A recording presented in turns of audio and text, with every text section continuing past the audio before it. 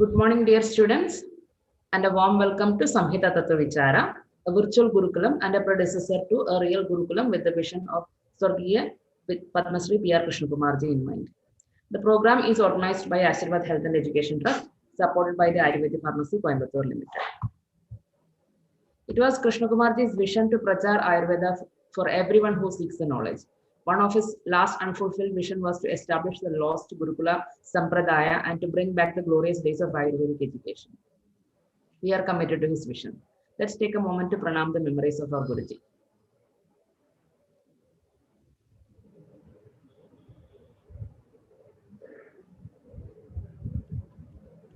Today we are continuing Charaka Samhita Sutraasthana with the Vaidya G. Syamakrishnan sir. He is working as Chief Medical Officer in Indian System of Medicine Department in Kerala. He got initiated to the great science at Coimbatore Ayurveda College and later took his master's degree in Kaya Chikitsa from Government Ayurveda College, Thiruvananthapuram. He was fortunate to get trained under traditional Ayurveda stalwarts like Vaidyamadham, Charyanarayanan Nambudiri and Pumulli Neelakandan Nambudiripada. He joined the government service as medical officer Ayurveda in Department of ISM in 1996 and ever since is working with the total devotion in health service delivery. His mission is life is to revalidate, standardize and make Ayurveda popular to the masses by making the treatments cost effective. He is a resource person to various ROTPs, teaching and training programs included that of CCRIS, AMAI, NRHM, RAV, etc. He conducted several educational programs in AIR and other private TV channels, have authorized several scientific and related articles in different magazines and journals. The government of Kerala conferred him with the Charaka Award for the year 2010, State Award for the Best Doctor in Indian System of Medicine. He has been conferred 2 more awards, Ayurveda Jnana Sindhu and Dr. Shankaran Memorial Award for the Best Clinician in 2011 by Dr. L. Mahadevan's Foundation, Tamil Nadu. Sri Dhanvantari Award in 2017 from Maruttur Vattam Dhanvantari Temple Trust, Alappuzha. Sir, welcome to Samhita Tattva Vichara. It is great to have you with us.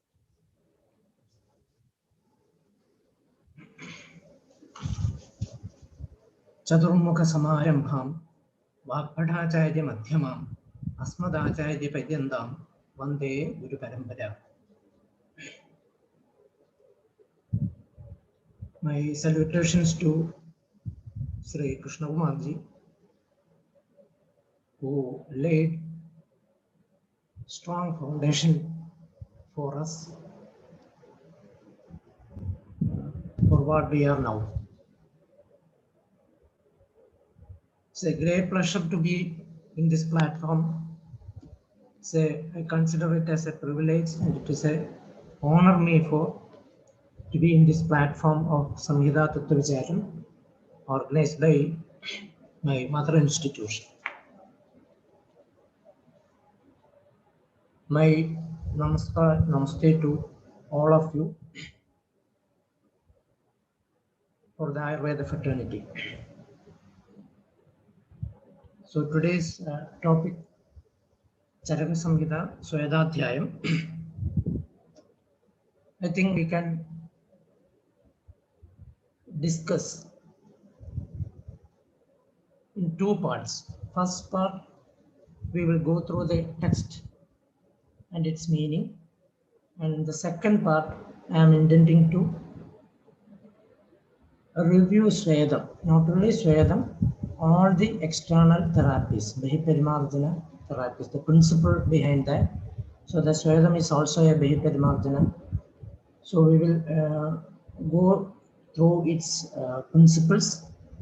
We will read in between lines of the Samhitas. We will go in detail in the Ayurvedic lines, what is the Tattva behind Swayada, how it, the mode of action, how it can be practically used. So this is my intention. So first we will go through the text in detail. I will read the text and I will show my slides by sharing. It contains English translation.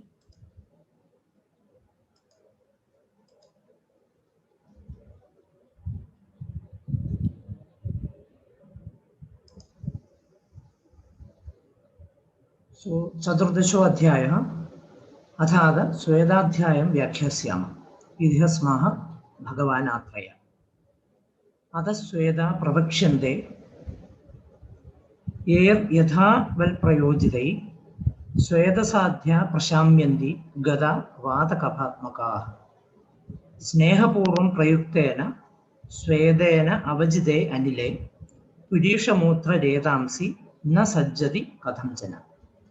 So after Sneha Adhyaya, which is the Purva Karma of Sweda, this chapter is explained. So the indication, the main indication of Sweda is Vada Kapha Roga. It's not indicated or should be carefully used in Pittanibandha conditions. Actually, it is contraindicated in Pittanibandha or Paithika disorders. So it is mostly it is indicated in Vada Kapha predominant conditions, and also Acharya give importance to the word Yer Yadhaval Prayojidai. A judicious use of Sweda is indicated. And only Sweda Sadhya Prashamyanti, even though it is indicated for Vada Kapha disorders, it is not indicated for all Vada Kapha disorders. There are certain Vada Kapha conditions which are contraindicated for Sweda. So only Sweda Sadhya Rogas are indicated. So these points need thorough understanding. We will analyze these points in detail in the second part. So what is the action of Sweda? That is also very clearly indicated. Purusha Mutra Vedamsi Na Sajjati Kathanjana. So it means we are applying Sweda. So for what purpose? It's only for restoration of the physiology. The intention is restoration of physiology, not anything else. So these points need thorough understanding. So there a simile is indicated here. Shushkanyapihi kashtani snehasvedopapadanai namayanti yadhanyayam kim punar jivido naran. So a simile shows how a wood piece can be bent using application of heat. So it's an example showing the action of Sweda. Yogartu Vyajida Peksho Natyushno Adimurdurnacha Drivivan Kalpido Deshe Sweda Kaidikaro Mada. So these are the factors which need consideration when we apply Sweda.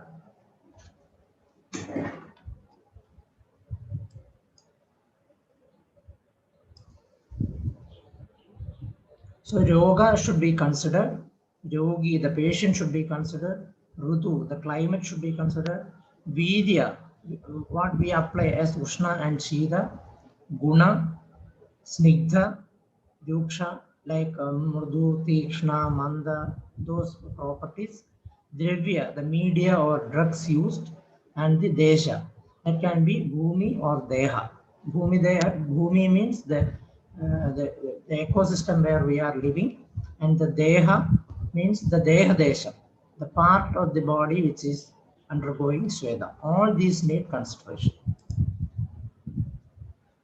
Vyatho Shide Shadirecha Mahan Swedo Mahabale Durbale Durbala Swedo Madhyame Madhyamo Mada Madhyamo Hita Vada Shleshmani Vateva Kapeva Sweda Ishyade Snigdha Yokshastala Snigdho Yokshascha Yupagalpita.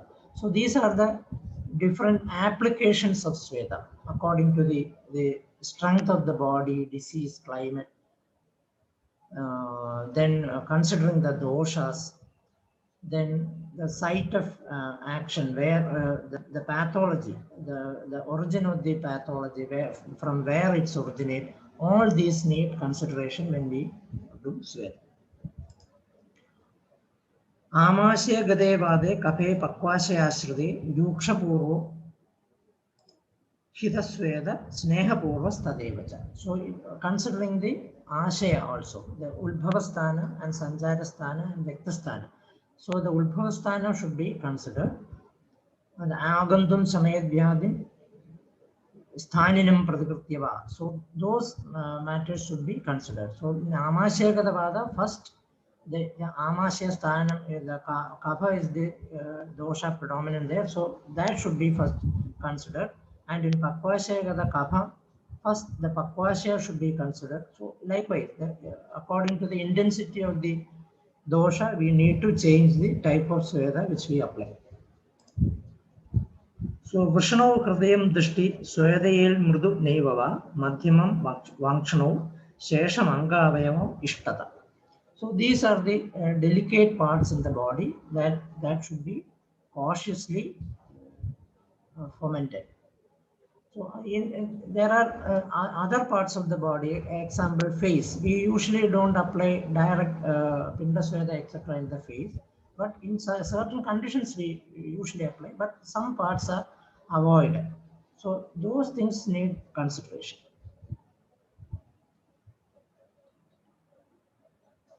Sushuddhair Naktagair Pindya Godhomana Madhaviva Patmotpala Palashirva Svedya Samvrati Chakshushi. So these areas should be protected while undergoing Svedana.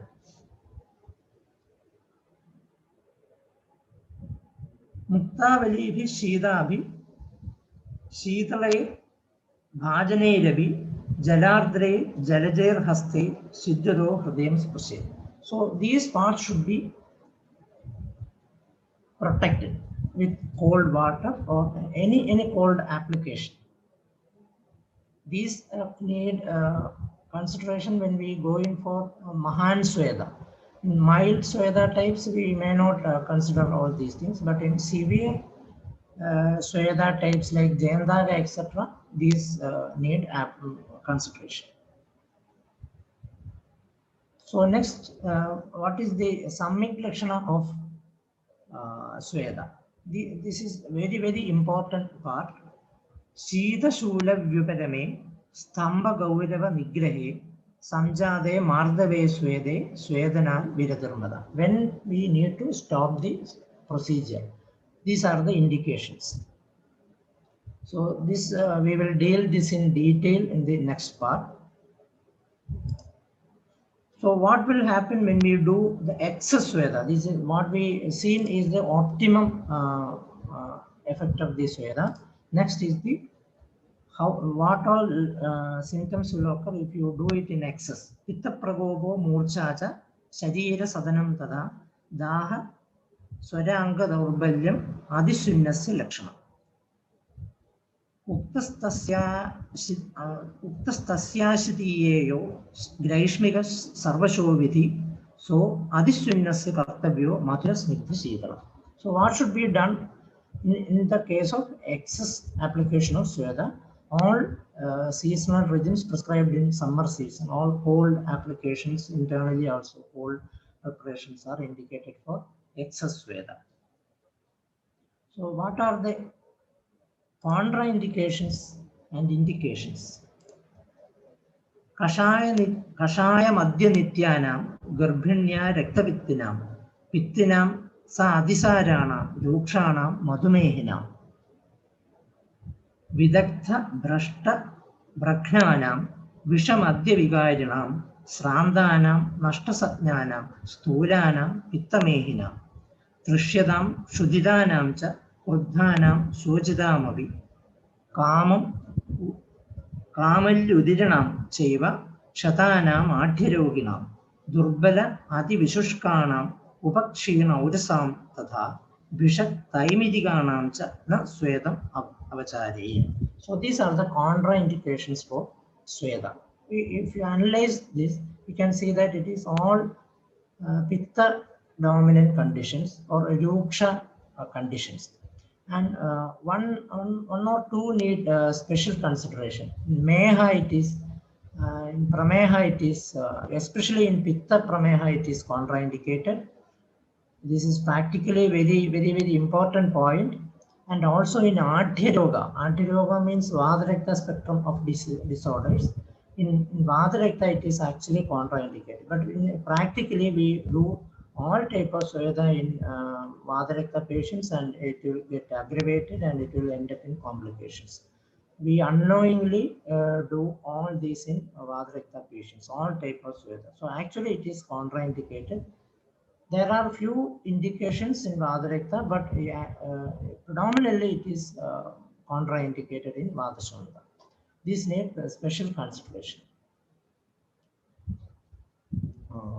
Then comes the indication. Pradishyaye cha kase cha hikka shwase alaghave karnamanya shirashule swarabhede galagrehe Ardhyadegang sarvanga pakshagade vinamage koštanaha vibandhyeshu mutraghade vichrumbage पार्श्वपृष्ठ कड़ी कुक्षि संग्रहे गृध्रसीषु च मूत्रकृच्छ्रय महत्त्वे च मुष्कयोरङ्गमर्दके पादजानूरुजङ्घार्ति संग्रहे श्वयधावपि खल्येषु आमेषु शीते च वेवतो वातकण्डके संकोच आयामशूलेषु स्तम्भगौरव सुप्तिषु सर्वाङ्गेषु विकारेषु स्वेदनं हितमुच्यते. So if you analyze and classify, we can see that it is specially indicated in Vata Kapha predominant conditions where there is more Shidam, Stambam like properties are there. In such conditions it is indicated. Spasmodic conditions, painful conditions, stiffness, all these are the indication. Upper and lower respiratory pathology, neurological diseases, gastrointestinal and colic and spasms, musculoskeletal disorders, wide range of swellings, genitourinary pathology, even vascular disease. This also needs special consideration. What we have seen in contraindication is Ardhya Yogam. Here it is Ardhya Mayurveda. That can be DVT, vascular disease, or transverse myelitis. Such many conditions can be Ardhya Mayurveda. Such pathologies need Sweda, but in Ardhya Yoga it is contraindicated.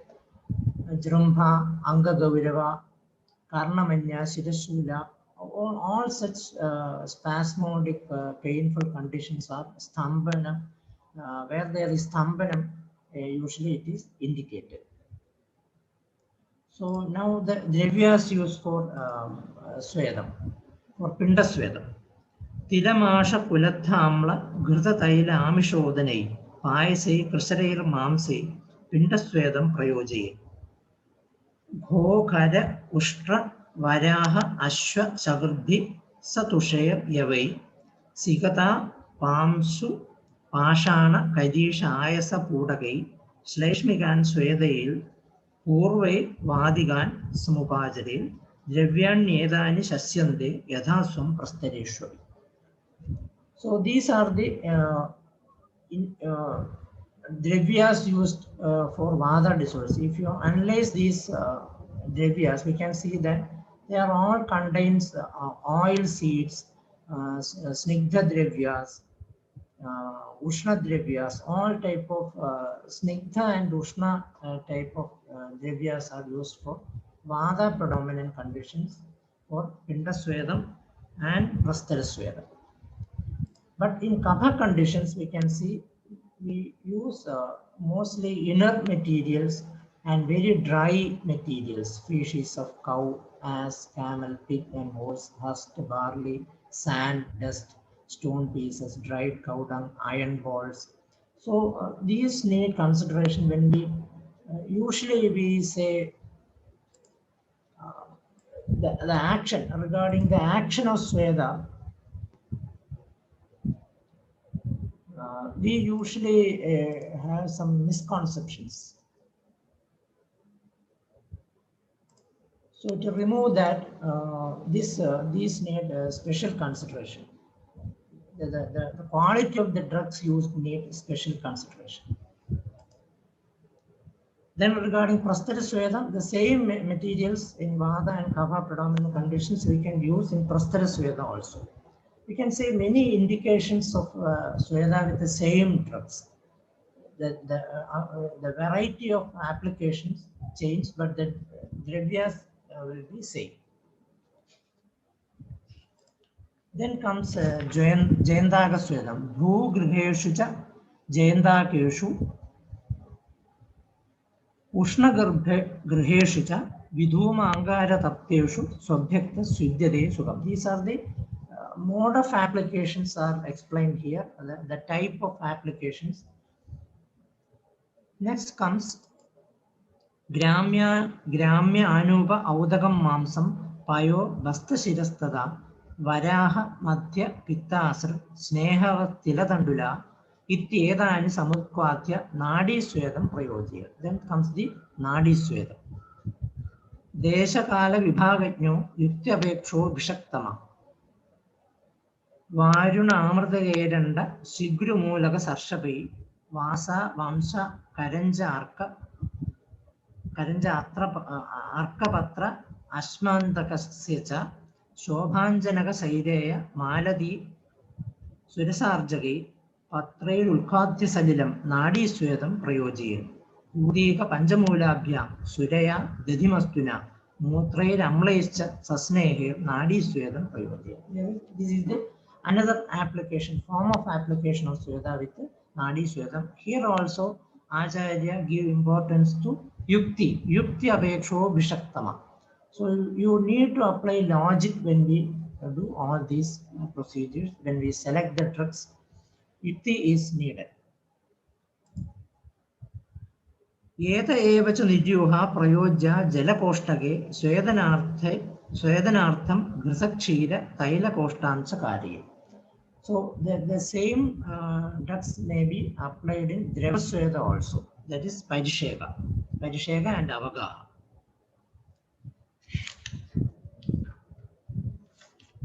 Then comes the Upanaha type of Sweda. Godhuma Shagale Churner Yavanam Amla Samyude Sasneha Kinnalavane Rubanaha Prasasyade Gandhe Suraya Kinnuena Jivandya Shatapushpaya Umaya Pushtadailabhyam Yuktaya Cha Upanahil Sarmabhischo Upanathavya Salomabhira Abudivi Ushnavide Labhedu Kaushe Avika Shakale. So how to apply Upanaha Sweda, which is indicated in Kevala Vadika conditions. So how to bandage it with many options are told here. Ratro Batham Diva Munje Ratro Diva Kradam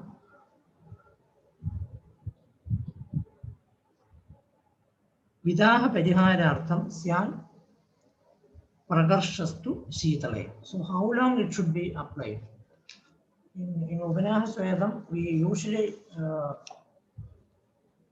face some complications like allergic irritations, etc. So to prevent that, we need to consider all these things. Then regarding the 13 type of Sweda, Sankara Prastaro Nadi, Parishego Avagahanam, Jayandago Ashmaghana Karshu, Kudi, Bhu, Kumbhiga Ivacha, Kubo, Holaga Ityede, Swedayandi, Trayodasha, Tan Yadhaval Pravakshami, Sarva Nevanu Purvasha. So these are the 13 types of application of Sweda prevalent in those days. Many of these are not much relevant in today's age, but many are relevant. So we will just go through the text now, and when in the next part we will deal it in detail. Tatra Vastrandaridayir Avastrandaridayirva Pindayir Yadhoktair Uvaswedanam Sankara Sweda Idi Vidyal. This is also practically a very significant point. Avastrandarida type of Pindasweda and Avastrandarida type of Pindasweda. We will deal it in detail in this part. Shuka Shami Dhanya Pulagana Veshavara Payasa Dusara Ukkadigaginamba Prastare Kausheya Aviga Uttara Prachade Panjangula Uruboga Arkapatra Prachadeva Subjekta Sarvagatrasya Sayanasya Upasvedanam Prastarasveda iti Vidyal. So this is a type of bed form of fermentation where all these materials are made into a bed and the patient will be lying on it and getting fermented. Svedana Drevyanam Punar Mula Bhala Patra Shungadinam Mruga Saguni Pishita Sida Sidaspadadinam Ushna Swabhavanam va Yadarham Amla Levana Snehopa Samhitanam Mutra Kshiradinam va Kumbyam Bashpam Anuttadam Anyam Utpadidanam Nadya Shaireshika Vamshadala Karanja Arkapatra Anyatama Kradaya Gajagrahasta Samsthanaya Vyama Dirkhaya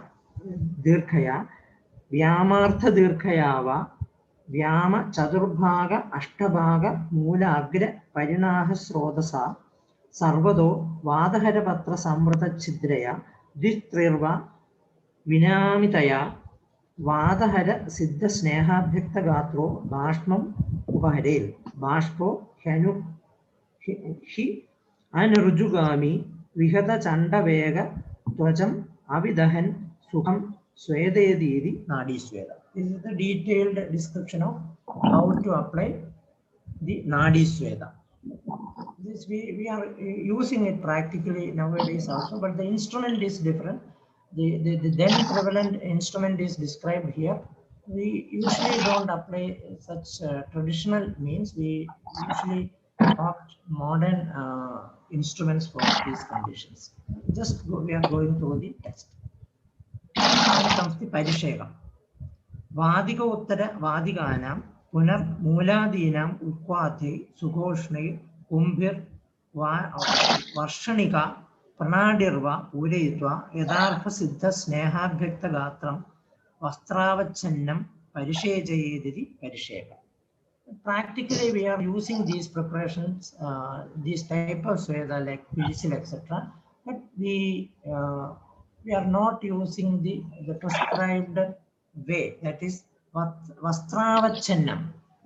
It is said that the body should be covered by a cloth and then this Parishega should be done. But practically, we are not doing that. But it is very significant. Vadahara Ulkodida Kshira Taila Gruda Pisida Rasa Ushna Salila Koshtaka Avagahastu Yadhokta Eva Avagaha. The same materials can be used for Avagaha Sweda. Then comes the Jayandagam. Atha Jayandagam Chigushu Bhumim Pariksheda. There is a very detailed description. I will just read it, and the translation is given here. How to select the space, how to construct a building, and what all the amenities needed, how to instruct the patient to undergo. There will be an instructor. So very similar descriptions are seen in modern saunas also, that we will deal in detail later.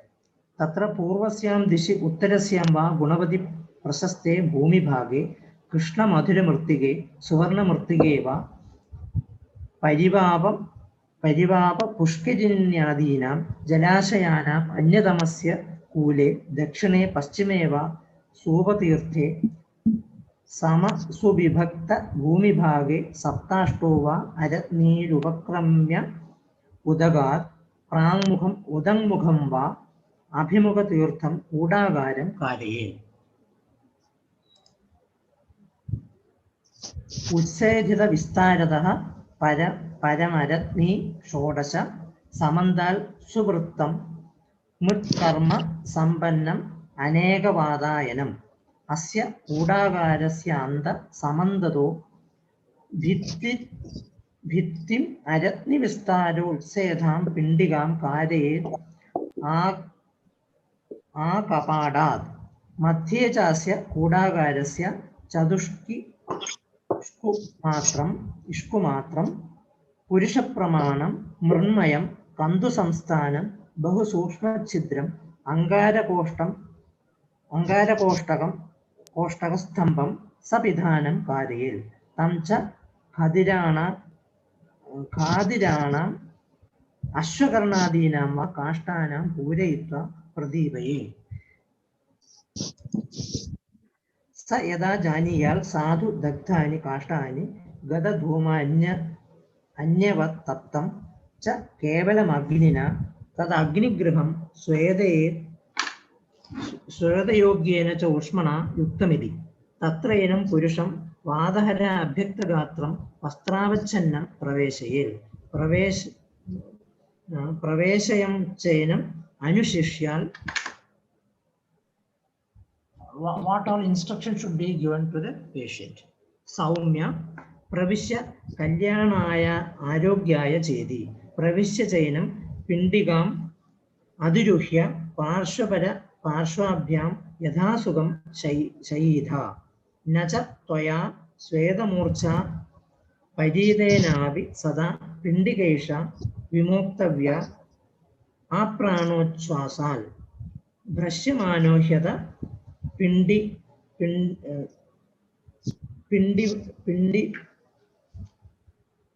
पिण्डिवकावकाशाद्वारम् अनधिगच्छन् श्वेतमूर्छा परीततया सद्य प्राणान् जह्या तस्मात् पिण्डिकामेना न कथञ्चन मुञ्चेत त्वं यथा जानीया विगत अभिष्यन्त आत्मानं सम्यक् प्रसृत श्वेतपिच्छं सर्वस्रोतो विमुक्तं लघुभूतम् अपगत विबन्ध स्तम्भ सुक्ति वेदना गौरवमिति ततस्तां पिण्डिकाम् अनुसरन् द्वारं प्रपद्येत निष्क्रम्य च न सहसा चक्षुषो परिपालनार्थं शीतोदकम् उपस्पृशेत अपगत सन्ताप क्लमस्तु मुहूर्तात् सुघोष्णेन वारिणा यथा न्यायं परिषिक्तो अस्नीया इति जयन्ताकस्वेदा. Detailed description which is not much relevant in our climatic conditions. Next comes the stone fermentation. Shayanasya pramanena ghanam ashmamayim shilam tapayitva marudagnai darubhi sampradipitaihi vyapochya sarvan angaran प्रोक्ष्य चैव उष्णवारिणा तां शिलामथ कुर्वीत कौशेयाविक संस्तरान् तस्यां स्वभ्यक्त सर्वांग स्वपन् शुद्धति न सुखम् कौरवाजिन कौशेय प्रावाराद्यै सुसंप्रद इत्युक्तो अश्मघन स्वेदा. This is the ashmagana type of sweda. Then comes the karshu sweda. Karshu pravakshande ഖാനയിൽ ശയനസ്യാഥ കർഷു സ്ഥാന വിഭാഗവിൽ ദീപ്തേ അധൂമൈരംഗാരൈ താം കർഷു പൂരയിൽ തതഃ തസ്യാം ഉപരി ശയ്യായാം Swapan ശുദ്ധ്യതി നാസുഖം. So this is the trench fermentation. അനന്യുത്സേദ വിസ്താരം വൃത്താകാരം അലോചനം ഘനഭിത്തിം കുടീം കൃത്വാ കുഷ്ഠാദ്യൈ സംപ്രലേപയിൽ കുടീമധ്യേ ഭിഷക്ശയ്യാം സ്വാസ്തീർണാം ഉപകൽപ്പയിൽ പ്രാവരാജിന കൗശേയ ഉദകമ്പള ഗോളകൈഃ ഹസന്തികാഭിരംഗാര പൂർണാഭിസ്താം ച സർവശഃ പരിവാര്യ അന്തരാരോഹേ അഭ്യക്തശുദ്ധ്യതേ സുഖം യ ഏവ അശ്മഘനസ്വേദ വിധി ഭൂമോ ച ഏവതു സ ഏവതു പ്രശസ്തായാം നിവാതായാം സമായാം ഉപദിശ്യന്തെ. This is the Kuti Sweda, where a small hut is built and in that Sweda is undergone. Kumbhim, next comes the Kumbhi Sweda. Kumbhim Vadahara Kvadha Purnam Bhumo Nikhanayil Artha Bhagam Tribhagam Va Shayanam Tatra Chopidi Stapayeda Asanam Vabi നാദി Sandra പരിച്ഛദം അധകുംഭ്യാം സുസന്തപ്താൻ പ്രക്ഷിപേദായസോഗുഡാൻ പാഷാണാൻ ഓഷ്മനാദേന തസ്ത ശുദ്ധ്യതി നാസുഖം Susamradanga Swabhekta Snehe Ranila Nashinai. Next comes the Kubasweda. Kubam Chayana Vistaram, Duganam Chabi Vedataha, Deshe Livade Shasteja, Kudyadanda Sumarjidam, Hastyasha Gho Kara Ustrana, Kairishe, Dakta Bujide, Savachanna, Susamstirne, Abhekta Sudidina Sukham. Next, the Bhidiganam to Kadishanam, Yathoktanam Pradipaye, Sayananda Pramanena, Sayamupiti Tatracha, Sudaktayam, Vidumayam, Yathoktam Upakalpaye, Savachanna, Sovam Tatra, Abhekta Sudyatina Sukham, Holava Sweda Ityesha, Sukha Prokto Maharshina, Vidit Trayodasavida, Swedo, Agni Guna Samsraya. So these are the Agni type of Sweda, 13 types of Swedas are described. Next comes the Anagneya Sweda. Vyayama Ushma Sadanam, Guri Pravaranam Shuddha, Bhuvanam Bhayakroda, Upanaha Ahava Atavaha, Sweda Yendi, Deshayidani, Naram, Agni Guna Today. A direct fire is not used here, indirectly a passive type of sudation. Vittito Divida Sweda Samhito Agni Gunayat Nacha Eganga Sarvangada Snigdho Yukshas Tadaivaja Ityeda Tribidham Dwandam Swedam Uddisya Kurtita. These are the three types of dual Swedas.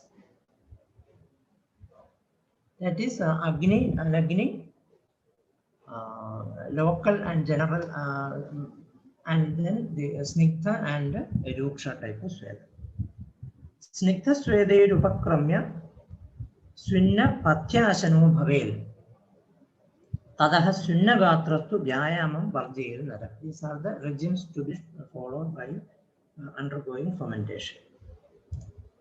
Swedo Yadha Kajigado Hedo Yebhyascha Tadvidha Tatra Deshe Yatra Deshe Yatha Yogyo Desho Yakshascha Yo Yatha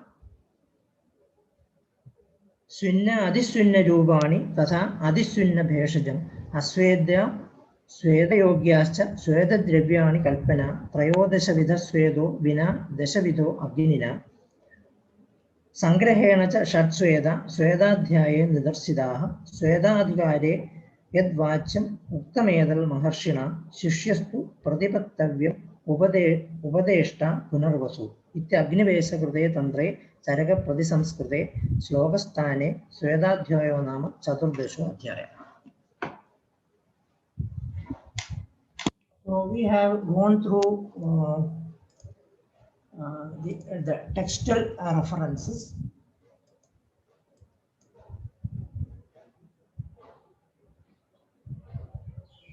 Hope this much is needed regarding the textual part. We will go in detail regarding the Sweda in the next part. If you are having any comments or any suggestions, we can address it and then we will go for the next part.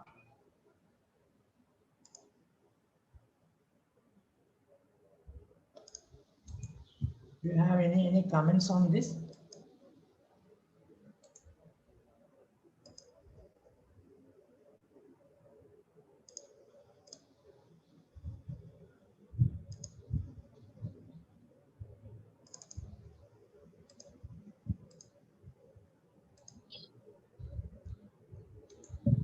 Can we move to the next part? Yes, sir, please.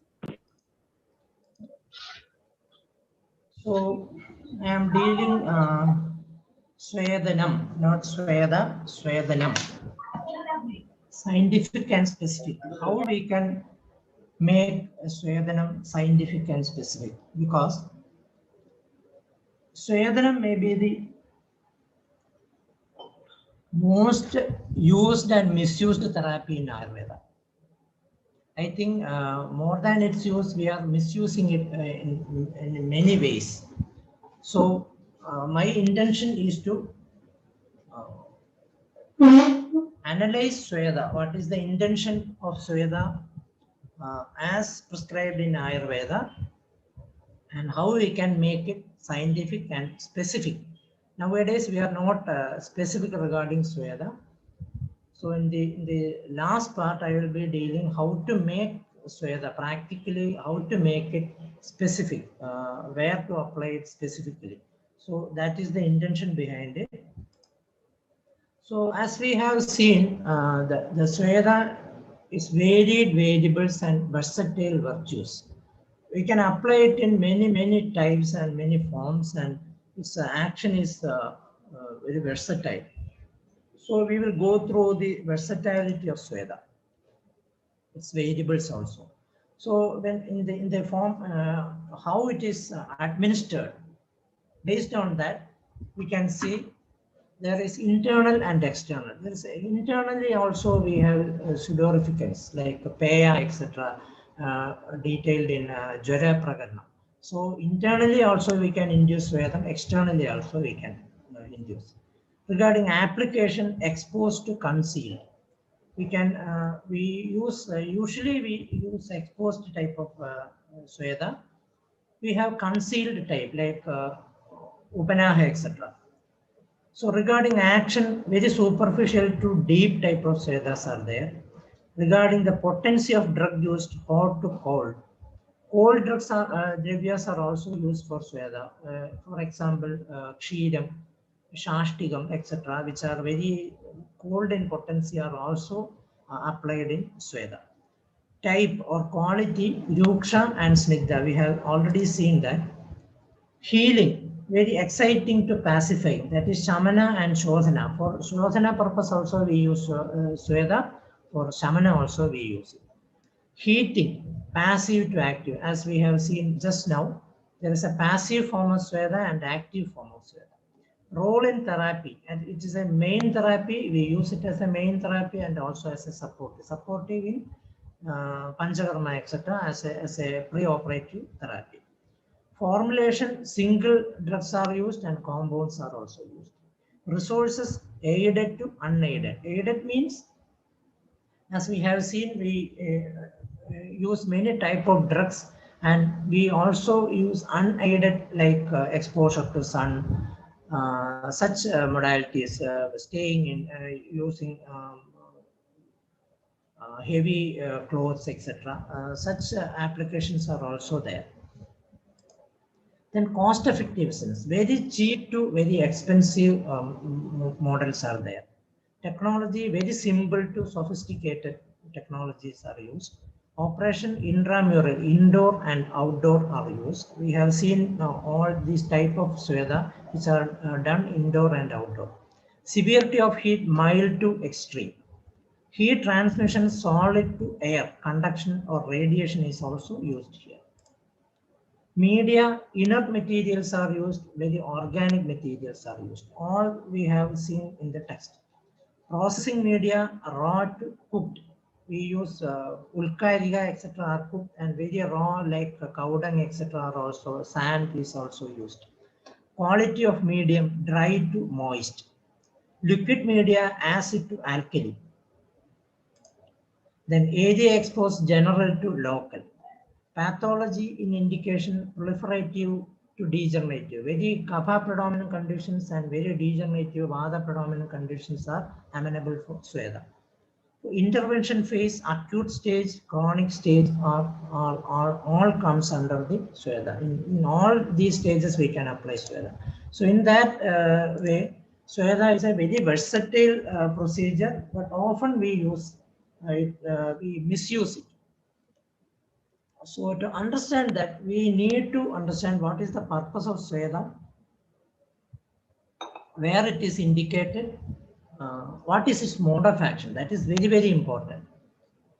We have some conventional ideas about Sweda that we need to break, and we need to think in Ayurvedic terms. Often we are guided by modern thoughts, and we often forget the Ayurvedic principles. So my intention is to break the conventional thought process and practical applications, and to give you or guide you to think in Ayurvedic way and to practically apply it. So first of all, we need to analyze the mode of action of Sweda. Sweda comes under Bahiparimarjana type of treatment. That is also described by Charaka only. Bahiparimarjanam, in Bahiparimarjanam, Sweda is indicated. So I will be dealing first of all, I will be dealing the mode of action of Bahiparimarjana procedure. All Bahiparimarjana, what all things we are applying externally, like Abhyangam, Swedam, Lepam, Dhara, Piju, all type of external application, how what is the mode of action of that. When you understand that, we will automatically we will understand the principle behind Sweda also. So that you will not be confined to Sweda only. You will be knowing the mode of action of all procedures in Ayurveda. You can explain scientifically how these procedures act. So what is Antaparimarjanam and Bahiparimarjanam? Charaka classify treatment into three: Antaparimarjanam, Bahiparimarjanam, and Shastra Pranidhanam. But with regard to internal medicine, it is Antaparimarjanam and Bahiparimarjanam which are significant. The surgery school, it comes the Shastra Pranidhanam. So what is Antaparimarjanam? The drug administered internally and they operate from inside. It's very clearly told by Charaka. I will show the quotation. Sorry, I don't have that. So, yad andashariram anupravisya aushadam aharajada vyadhim pramashti tad antaparimarjanam. So, in antaparimarjanam, you need to clarify this point very clearly. Otherwise, it will end up in confusion. So, this is very important slide. Yad andashariram anupravisya aushadam. In internal medication, we take the medicine inside. It is very clearly told by Acharya Charaka. But in Bahiparimarjanam, it is not. Healing techniques operate superficially, utilizing the modality of cutaneous sensations.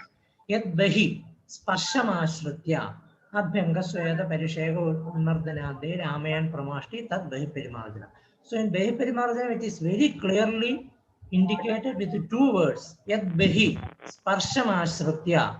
Bahi means the medicine is not taken internally. Sparsham Ashritya means the cutaneous sensation, the sensory organ, the skin, the sensory stimuli is used here for healing purpose. How we can see in detail. So these the mode of action of these two are not same. We usually think that the mode of action of both are one and the same. And we think that anything taken internally and externally are having a similar action. That is wrong. In Ayurveda, it is very clearly told that the mode of action of these two procedures are entirely different. So you may be quoting Sushruta, saying that there is a clear description of the medicine medicine being taken internally. With this prose. Tijyaganam chadurnam dhaminam, chadasranam dhaminam, starting like that. And tasa mukhani yomakopa pradibadhani, yai swedam abhivahandi, rasam cha abhitarpayanti andar bahischa. Excuse me, sir. Taireva. Sorry, sir. Yes. Slides not visible, sir. Not visible? Sorry. Slides are not visible, sir. Okay, okay.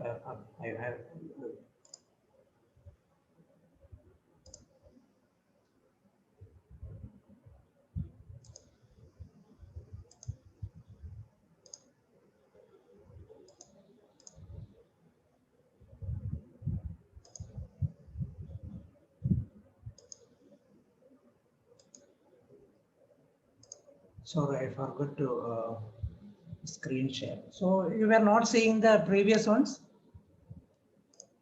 No, sir. Not seen previous also. Okay, okay.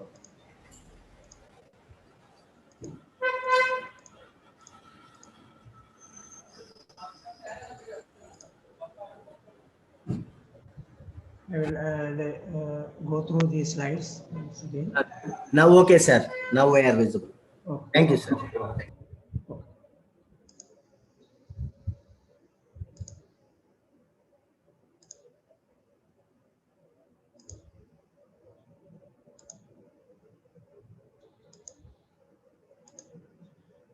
So this is regarding Andaperimarjanam and Bahiperimarjanam. So Tairevacha Abhyanga Padisheka Avagaha Alepana Vijani Andashariram Abhipratipadyante Tuji Vipakwani Tairevacha Sparsha Sukham Asukhamma Granadi. So we usually translate it like this. The peripheral conduction network is concerned with perspiration, perception of cutaneous pleasure and pain sensations, circulation of tissue fluid, conduction of the activity of the therapeutic regimen or potency of the agent into the body after conversion in the skin. This is the usual description given to Shushruda's words, but I think it is senseless reasoning, because in the modern perspective, when we think the description given by Shushruda, we usually describe like this: the percutaneous absorption of the active principle of the drug. This is applicable with regard to Sweda also. We usually think that the Sweda, the medicine used for Sweda is taken inside or absorbed, like Shashtika Vrinda Sweda, etc., and turning it into Brahman like that. We usually describe like this. The unscientificity I am going to show you. The percutaneous absorption of the active principle of the drug. This is the usual description. The physical effect of the procedure, like massaging, etc. The nutrition and excretion through the skin. We usually say that Shashtika, etc. are absorbed, and we say many excretory materials like urea and many of the contents of urine are excreted through the skin. So we say the both types. In some Sweda there is excretion, and some Sweda there is nutrition. This is the usual conventional way of describing Sweda. And another one is effect of heat and cold. How it is unscientific, we can see the missense. For example, take an ointment. We are applying an ointment on the skin. Think like that. So a medicament having two parts of it. There is a medicament part and a vehicle. The vehicle may be some wax or anything like that. The medicament will be an active part of the ointment. So the two parts are there. When we apply the ointment on the skin, what happens? The medicament released from the vehicle, absorption through diffusion. The vehicle will be on the skin only, but the medicament or the medicinal part, the active part is released from the vehicle, and it gets absorbed into the skin through diffusion. This is the usual way of description of our external applications. So what happens? Subcutaneous capillaries is the medicament part reaches the subcutaneous capillaries through diffusion. Then what happens when it comes to the subcutaneous capillaries? It is taken into the systemic circulation. This is the modern description of Ayurvedic mode of action of our therapies. So then what happens? We usually stop here. We are satisfied and we say that the medicament reached the systemic circulation and we are very much satisfied. But what happens afterwards? It gets diluted and distributed all over our body. So why we are applying it locally? How will we get a local action? If you are applying an ointment on a painful area, the pain is relieved. Is it due to the systemic circulation of the medicament? So then what happens to our local treatments like Shirovasti, Kadivasti, Levam? All these procedures become unscientific because it is the medicament is reaching the systemic circulation, getting diluted and distributed all over the body. So we will not get a local action. We will get only a systemic action. So it become our therapies will become unscientific. So this is a wrong interpretation, I think. It's like say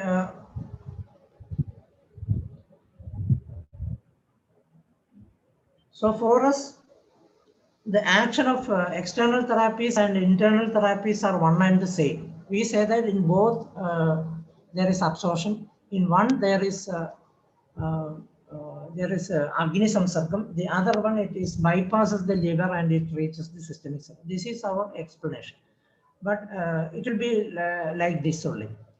So a cup of water internally is not equal to a tub of water, bath. So they are having entirely different mode of action. The purpose is different. The action is different. We cannot say that both are one and same. So considering Andhaperimarjanam and Bahiperimarjanam as one and the same, the mode of action is internal absorption of the medicament and circulation is not the scientific way of explaining things. So this much of difference is there. In modern medicine also, if you analyze the text, we can see that although it is generally desirable in treating skin diseases, for the drug in the medicated application to penetrate past the surface and into the skin, it is not generally the intent that the medication enters the general circulation. They take care that the medicament is not reaching the systemic circulation to prevent complications, except for transdermal medicated systems. In that, they are intending for a systemic absorption, but in other conditions, it is not intended. Likewise, in Ayurveda also, our intention is not the absorption of the medicament into the system, but it usually occurs because our body is an organic thing. It will be diffused and it will reach the systemic circulation, but our intention is not that. Our intention is something else, and our intention is not the absorption of the medicament in all type of external therapies. So accepting absorption as a rule is accepting Ayurveda as unscientific. How I will explain in detail. So you should understand that absorption is not the intention. It will occur, usually it will occur. Even if we think that it should not be absorbed, it will get absorbed. That is sure. But it is not our intention that the drug get absorbed. The intention of drug is something else. So we usually describe Bahiperimarjanam as transdermal drug delivery system. We say that the drugs get absorbed into the system and it acts like the modern transdermal drug delivery system. No, I will say no. It is not the intention of Ayurveda as it is. So Ayurveda authorizes action without absorption. We have many examples to say that the action without absorption of the medicament or the material which we apply externally or the media we apply. So some of the examples I will show. Consider this.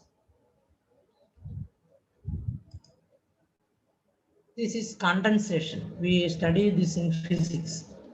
So what happens when a cold glass with ice is kept in a warm moist air? What happens? There is condensation of water particles in the outer surface of the glass. From where this water came? Is it from inside the glass through the pores of the glass vessel? No, it came from the atmosphere. Likewise, the same way, when we apply something in our body, there is an internal change occurring in our body. That is what we intend by external application, not the absorption of the material and the action of that. The absorption will occur, surely it will occur, but it is not our intention that the medicine get absorbed and it get diluted in the systemic circulation, and it's we don't expect such an action. Actually, it is an untoward action. We don't want such an action, but it occurs naturally. But our intention is entirely different. like this. I think it is clear. Now, to make you think, I will ask some questions. So we try to answer it in the end of the session. So what is the difference in action between internal and topical medication? So it is very clear that Acharya said they are not one and the same, and it acts entirely in a different one. Action of local therapies like Lebam, Kadivasti, Karnapurnam, etc. How it acts. Use of inert materials like sand, cowdung, etc. in Swedam. Is it for absorption? No. Swedam indicated for absorption or perspiration. What is its intention? Is it for absorption of the material we use or for inducing perspiration?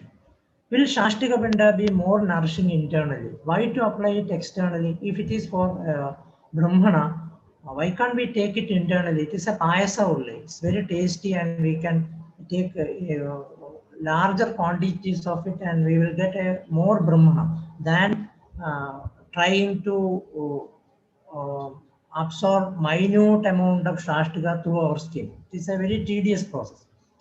Use of Shitavirya drugs in Swedanam like Shashtika and Kshiradhuma. Action of Anagneya Swedam. How Anagneya Swedam works. Action of different procedures using same medium like Murtha Thailam. In Murtha Thailam, 4 modalities are there. For that we are using the same medium Thailam. But the actions are entirely different. 4 actions we can see. The action of same drug acting differently in different routes like Dhanyamlam, Tilam, Thailam, Madanam, Gugu, etc. Dhanyamlam is externally it is Shida Sparsham, internally it is Ushnavirya. Tilam also like that. Madanam, internally it is Vamana Dravyam, externally it is different. Or when we apply it in Basti, it is not inducing Vamana. Gukulu is Pichilam externally and Vishadam internally. Likewise, we can see different drugs having different action externally and internally. Tilam also in the same way. Arugudadiganam externally not prescribed for Chardi and Pranayam. Arugudadiganam is indicated for Chardi. Will we apply Arugudadiganam externally to pacify Chardi and for Prameham? No. Eladiganam internally not prescribed. Ushna Jalam Achakshushya. How Ushna Jalam become Achakshushya? Externally. Internally, if taken, it is not Achakshushya. Virya Ushna and Ushna Samsparsha Dravyas are described as I told earlier. Virya Ushna and Ushna Samsparsha. Externally, it is Shida Virya. Internally, it is Ushna Virya. Thailam Chakshusham externally, Achakshusham internally. Internally, it is Achakshusham. When we apply it on the head, it is Chakshusham. If the action is one and the same, how it will occur? If it is get absorbed through the scalp, and if it reaches the eye, and if it is causing Chakshusham, how internally it is become Achakshusham? So it is entirely different. Agnivarthi in Hemant Ritu, how it occurs? Is it due to absorption of the Hemant Ritu internally? No. Logic behind using oil for head in Shwasatogam, Vadashonam, etc. This is a prevalent practice in Kerala, application of oil in different disorders. So why it is, what is the logic behind that? In Vadashonam, if you apply some oil in the head, how it is acting? Rationale behind Talam, the application of medication on the vertex, that is also prevalent in Kerala especially. So what is the rationale behind that? So there are many references. Example, in Charaka Samhita, there is a beautiful description of Slakshana Pishta Ghanoleva Chandanasya Abhidahakal, Toggadasya Ushmano Yodha, Sidagalsya Anyadaguru.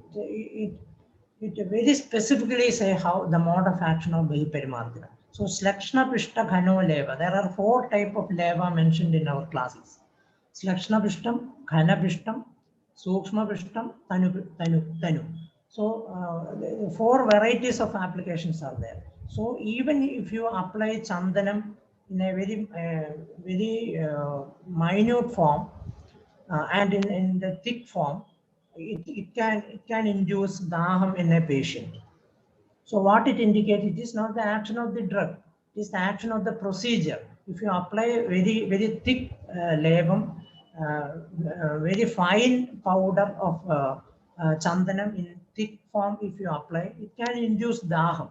So the dravya is overcome by the procedure. Usually that happens. The procedure is very important than the drugs used. So Charaka very clearly and beautifully described how the mode of action of external therapies. Takradhara with non-specific medicine in skin diseases. Takradhara, as you know, it contains amalagam and musta. It is not the specific drug for skin diseases, but it is indicated for skin. So what is the action of that? Action of Madhuchishtam in Pindadailam. What is the role of Madhuchishtam in Pindadailam? Is it for absorption? No. Siddhasnanam and Abhyangam promoting sleep. How they induce sleep in us? Is it due to absorption of the water? No.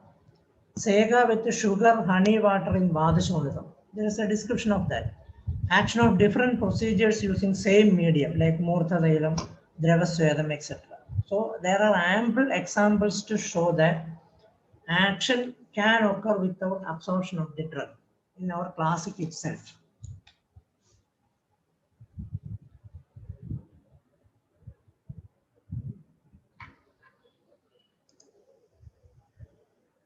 Then in Panchakarma also we see such a mode of application of principles here. Urthado Rejanam Yuktam Vaivadityana Jayade. When complication occur in Vamana and Videjanam, there is a description of application of cold water in the head and application of hot water in the lower limb, and vice versa. So to stop that, to induce Thambanam, to stop Vamanam, we apply cold water in the head. To induce, to stop Videjanam, we apply cold water in the lower limb. Likewise, these are not intended for absorption. It's very clear. Then in Vasti also, Vigaraya Niduhasya Bhavanti Pratalayar Male, Te Sukoshnam Busiktasya Anti Bhuktavadashama. So in the complication of Vasti, in excess application of Vasti, and there is more evacuation, they said that you apply warm water externally. So it is to divert the action. So it is not intended for absorption. So it's very clear. So we need to understand the basic principle of treatment in Ayurveda. This slide is very, very important. You keep this slide in mind throughout the procedure and afterwards. To assist the body in self-healing. This is indicated by our Acharyas also. The Jwara Prakarana start with the statement that Baladhishtanam Arogyam Arogyartham Kriyakrama. The last part of chapter also it is said that Adanka Pangam Agnanam Hastalambo Vishabdiram. So treatment is only to assist the body in self-healing. There is a self-healing mechanism in our body and we are only helping the body to heal itself. So this should be kept in mind always. Then we will not commit mistakes. So we need to understand what is treatment. That is very, very important. So the stimuli, we are sustained by various stimuli and its responses, external and internal, mild, moderate, extreme, routine, unaccustomed are the stimuli. Heat, cold, sound, light, we are sustained by these type of stimuli only. Natural urges, pain, thoughts, etc. So these are the stimuli which sustain us. We are sustained by these type of various external and internal stimuli. Internal stimuli is our appetite, sleep, etc. External are our interaction with the world, with our sense organs. So all these are the main factors for our sustenance. So our body responds to this stimuli. So for example, consider this example. This is a stimulus. We are trying to light a lamp. What happens? There is a matchstick. We ignited it and we are taking it to a wick. So what happens? The wick starts burning. So from where this fire came to this wick? Is it transmitted from the matchstick to this wick? No. The wick is burning itself.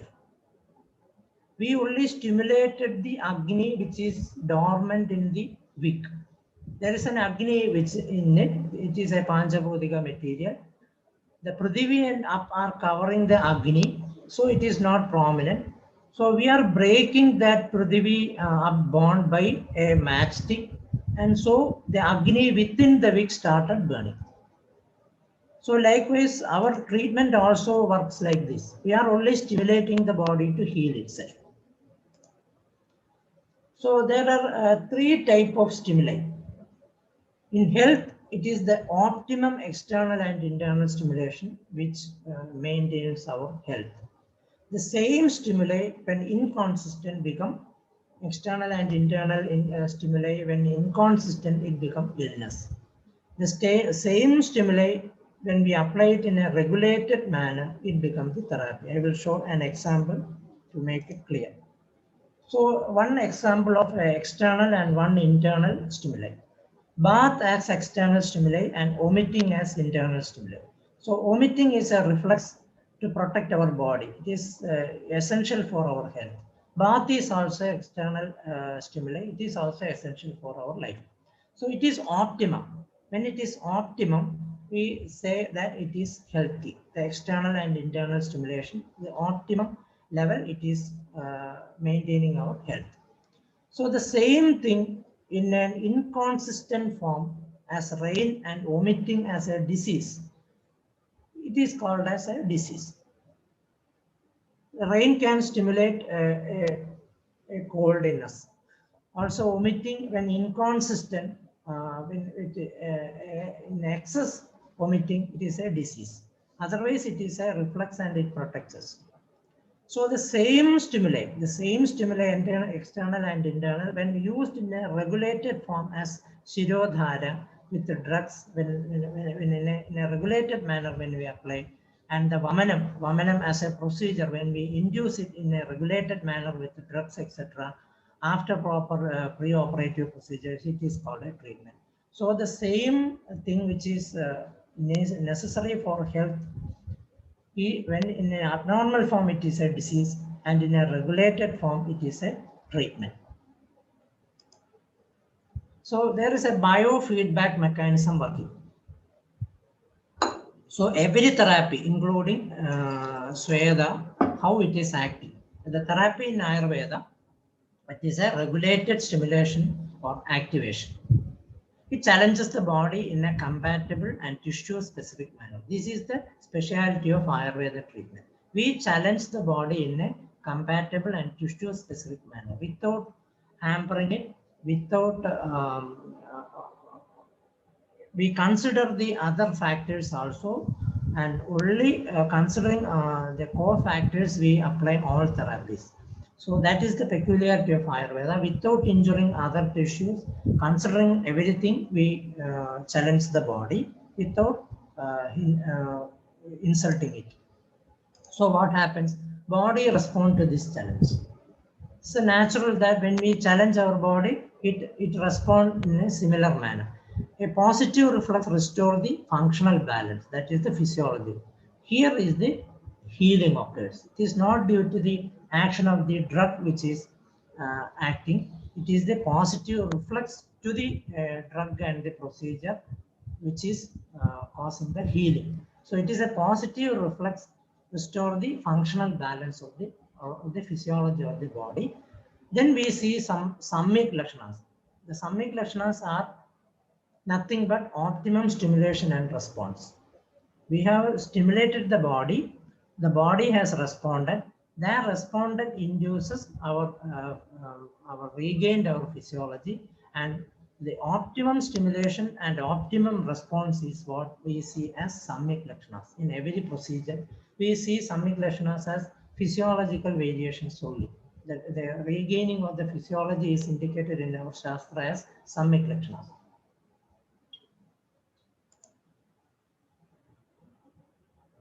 So this is the description of Charaka Tatra Anta Pedimarjanam Yadanta Shariram Anipravish Aushadam Ahara Jada Vyadin Pramashti Yat Puna Bahi Sparsham Ashratya Abhyanga Sweda Pradeha Parisheka Unmardanadi Ramayan Pramashti Tad Behi Perimarjanam. So this is also a stimulus and response only. So a better answer other than conventional way of explanation, we usually explain this as the verses of Sushruta as the absorption of the active principle of the drug through the skin. But this seems to be more scientific answer. Dhamini correlate well with nerves than arteries, tactile sensory perceptions. Vijaya in Ayurveda is not active principle. It is Guna, Sida and Ushna, and its permutations and combinations are called as Vijaya. Mainly Ushna and Sida are the Vijaya in Ayurveda. So the description of Sushruta, Alayapana Vijayani, we usually interpret it as the active principle of the drug. No, it is the Ushna and Sida Vijaya which is acting through the tactile sensory perception. Then comes we usually say that Bhrajaka Pitta is digesting the drugs and it is the principle behind absorption of the drug. No, Bhrajaka Pitta represents transformation in the skin, not the absorption. Absorption is intended only for Pajaka Pitta. All other Pittas, there is nothing absorbed. It is only transformation on the different levels. Pitta represents grosser and subtler levels of transformation both biological and psychological. Alojaka, Sadhaka, Bhrajaka, Pitta are concerned with different levels of cognition. It is not intended for absorbing anything. Conversion or transduction, in modern terms we can say that it is transduction, that is one form of energy into another of the stimulus applied on the sense organ before it is conducted as impulse to higher centers. This is what is happening in our skin. Bhrajaka Pitta is transforming one form of energy into another form of energy and it is conducted inside. It is not the absorption or digestion of the drugs which is occurring in Vahiparimarjanam. So we need to study this therapy in two forms. The action and optimization. Any therapy should be studied in two ways. One is the action of the procedure and the action of the drug used for it. The procedure is having a specific action. Every procedure is having a specific action. We usually ignore it and we go behind the drugs. That is the main reason for our errors. So drugs are acting only as a regulation. The main action is of the procedure.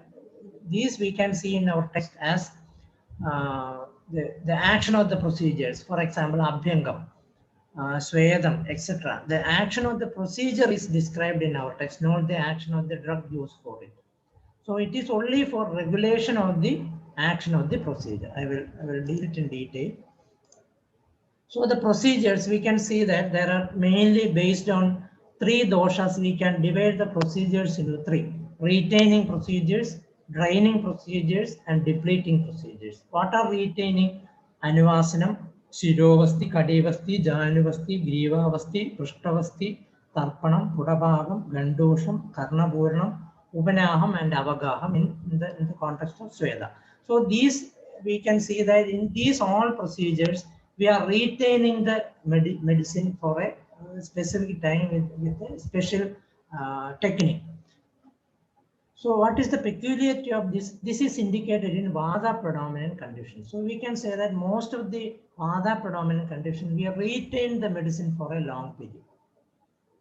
So in the case of Upanaham and Avagaham, here I have included Gandusham, not Kabalam. Kabalam is included here.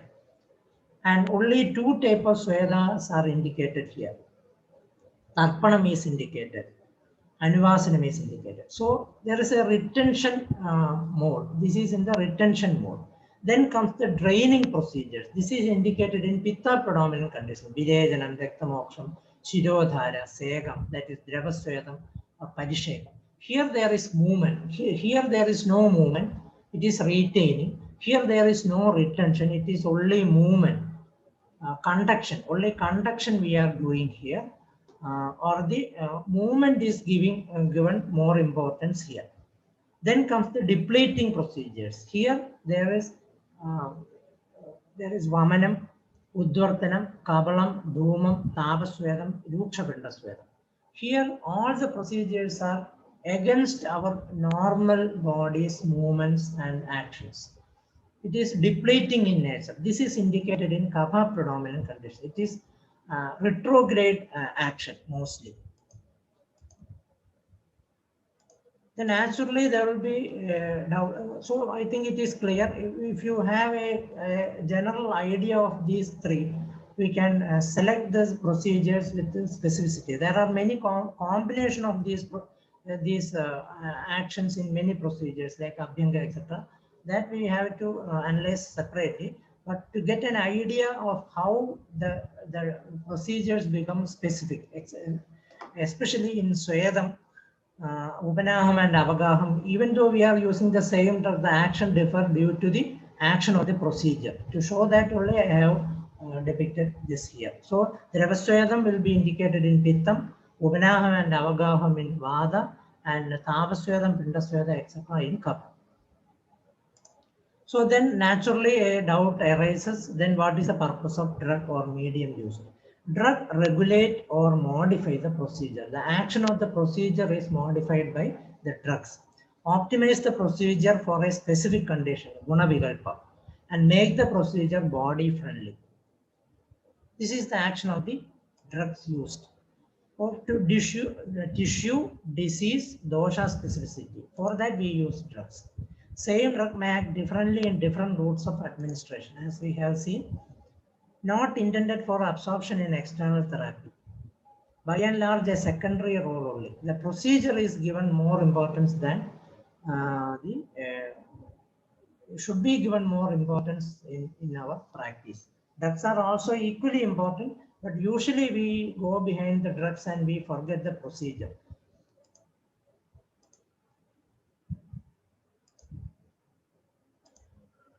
So the procedure, as you have seen, regardless of the drug used, each procedure has specific action, specific indication, and contraindication. I will cite an example. Think of a fan.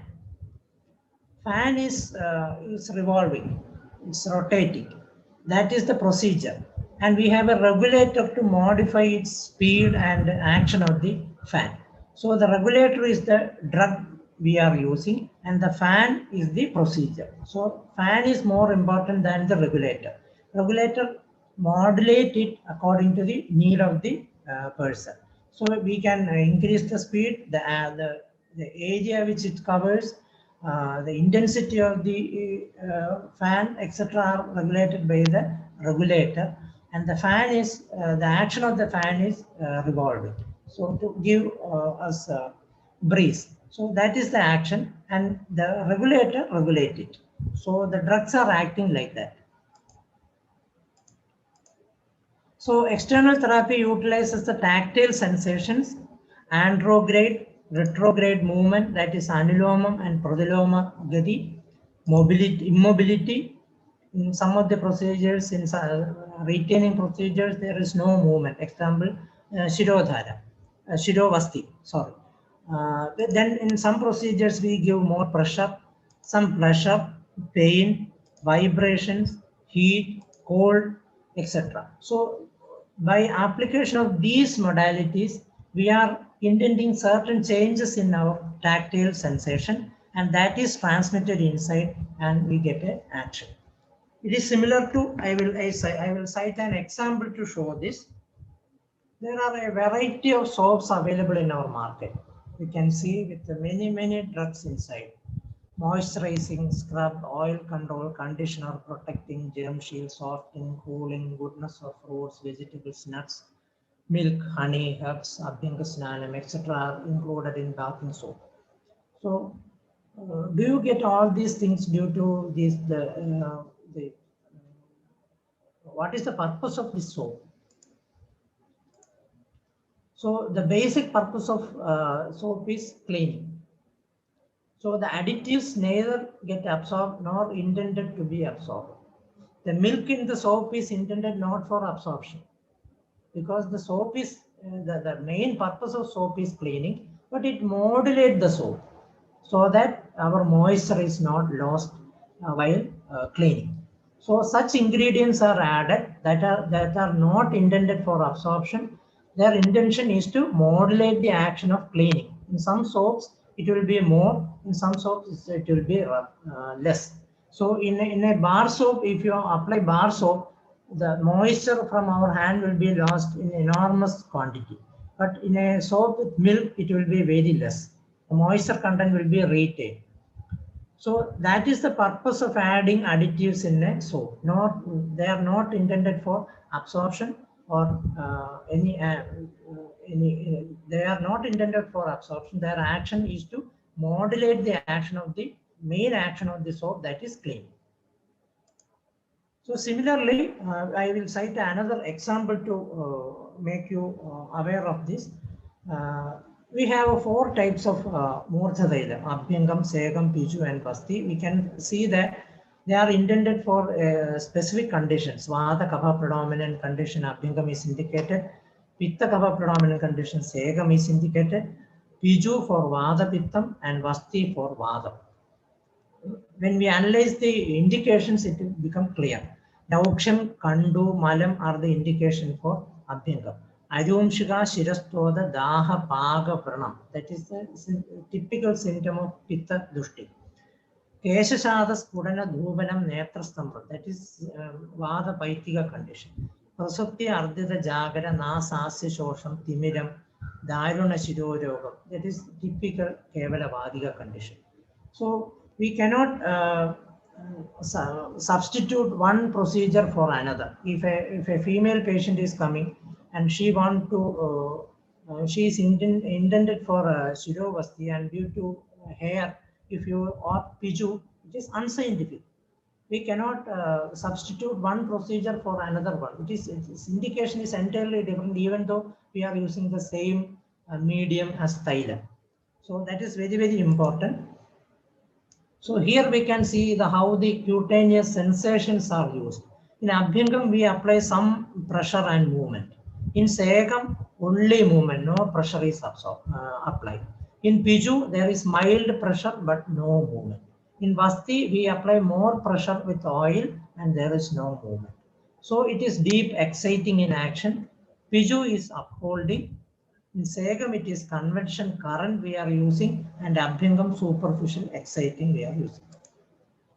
So what is Shiro? How, even though it is not coming under Sweda procedure, to make you understand the mode of action of Sweda, I am describing Shirovasti, how the mode of action of Shirovasti.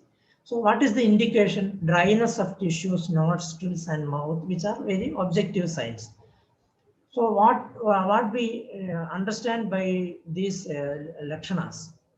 Mastistu prasupti ardhita jagare nasasya shoshe. So there is tarpaka kapakshayam there. So vada vritti. So we are, as I have told you earlier, we are stimulating the body with the Shirovasti, challenging the body deep with pressure without movement. That is the cutaneous sensation we are giving. It's a regulated stimulation. Unctuous medium, Thailam is selected, stimulate kapha without provoking it. The peculiarity of Thailam is it will not provoke kapha. It is Vadahara also. It is a Snigdha Dravya with Ushna Vidya. So it will only pacify Vada and it will not provoke kapha. So that type of drugs are very rare. So we select Thailam as the medium here and we apply it.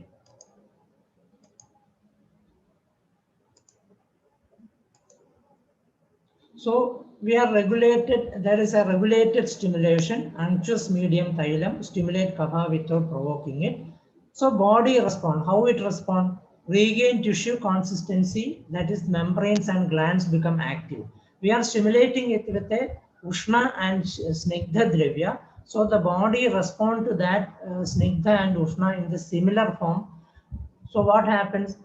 There is the physiology is regained. So there starts the secretion from the nose and mouth. That indicate that the body has responded positively and optimally, and then we need to stop the procedure, otherwise it will end up in a disease condition.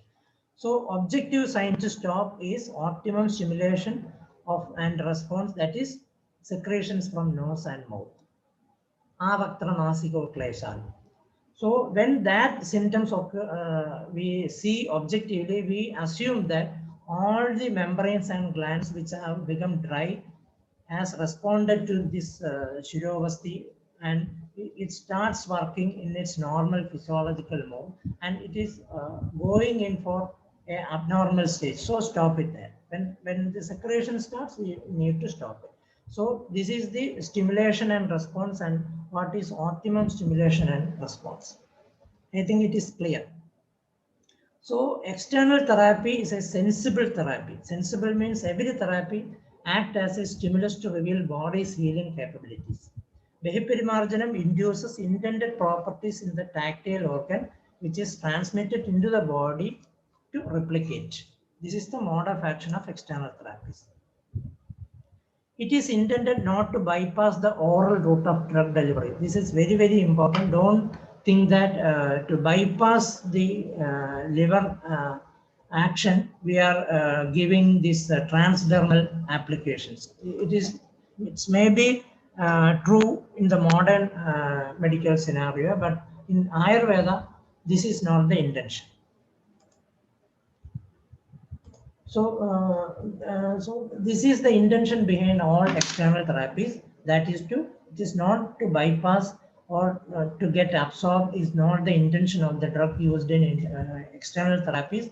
All external therapies act by cutaneous sensations. Swayadam also act like that only.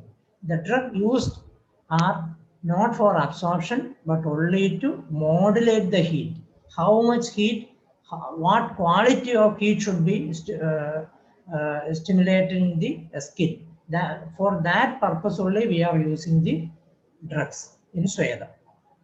So this is the introduction I have given for before we go into the Swayadam specific. This is the mode of action of external therapies in Ayurveda. I think there may be confusions. I have tried to rectify it by many examples, showing examples, but it is very difficult because we are taught like that, we think like that. It's very difficult to break the conventional thoughts and ways. But you recurrently you think over it with the examples. You keep the slides of the examples in mind and think over it. You will get a clear idea of the mode of action of all external therapies. Next is Swayadam, specifically Swayadam and Swayadanam. I think we can take a break. After the break for 5 minutes, after the break, if you are having any doubts regarding the mode of action of external therapies, you can raise. And afterwards, we can go for the Swayadam, the Tattvam and its practical applications after that. So, okay? Yes, sir. Yes, sir. We can have a break for now for 5 minutes, and we will begin by 10:40. Thank you, sir. Thanks.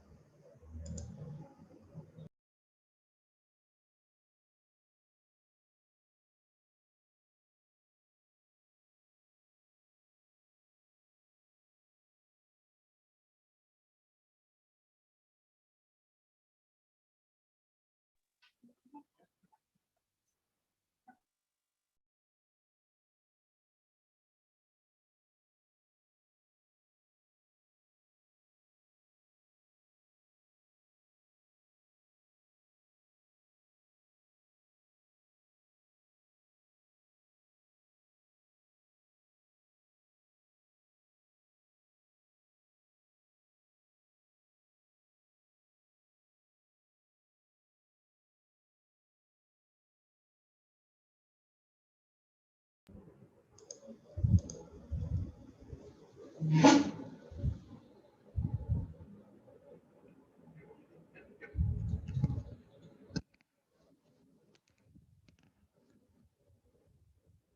we resume?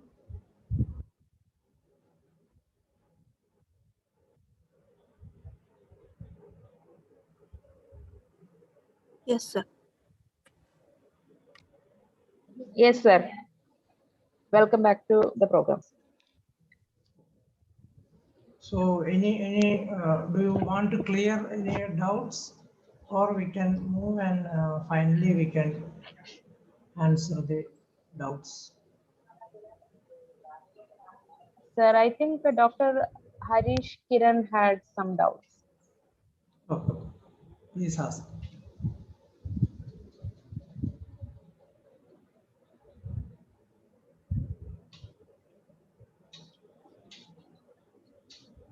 Dr. Harish?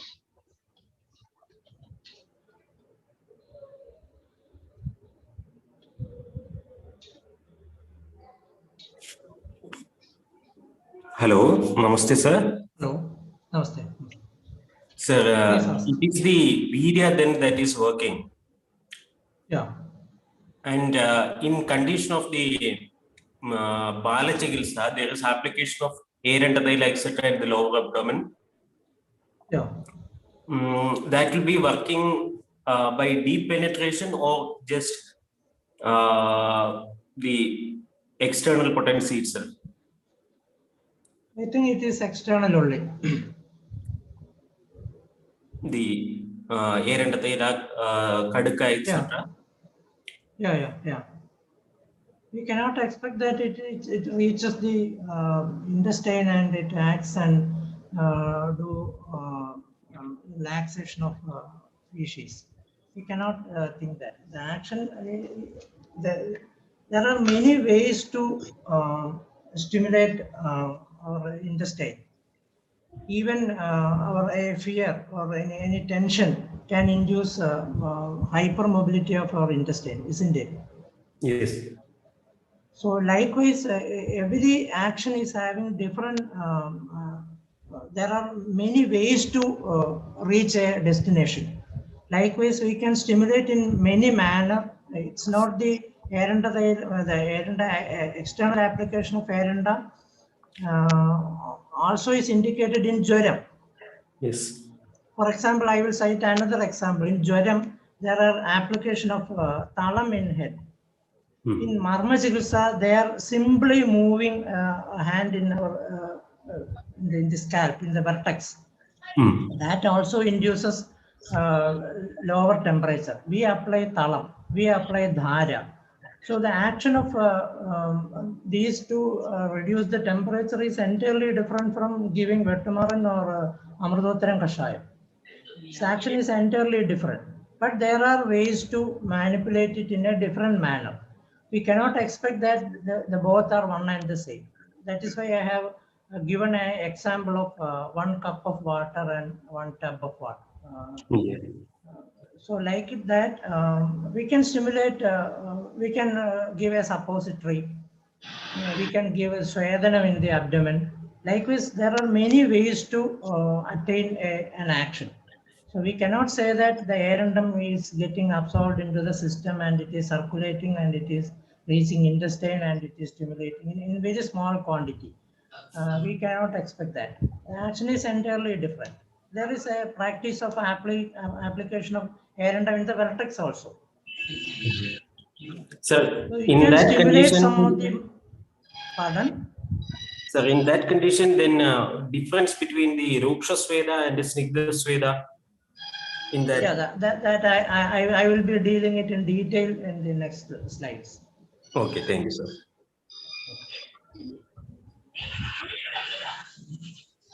If the previous part is clear, we can move to the next part because it depends on the excuse me, sir, Dr. Kavita. Okay.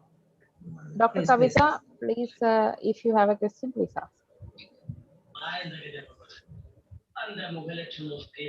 Hello. Hello. Good morning, sir. Good morning. My question is, when we think about the drug, they acting internally and externally.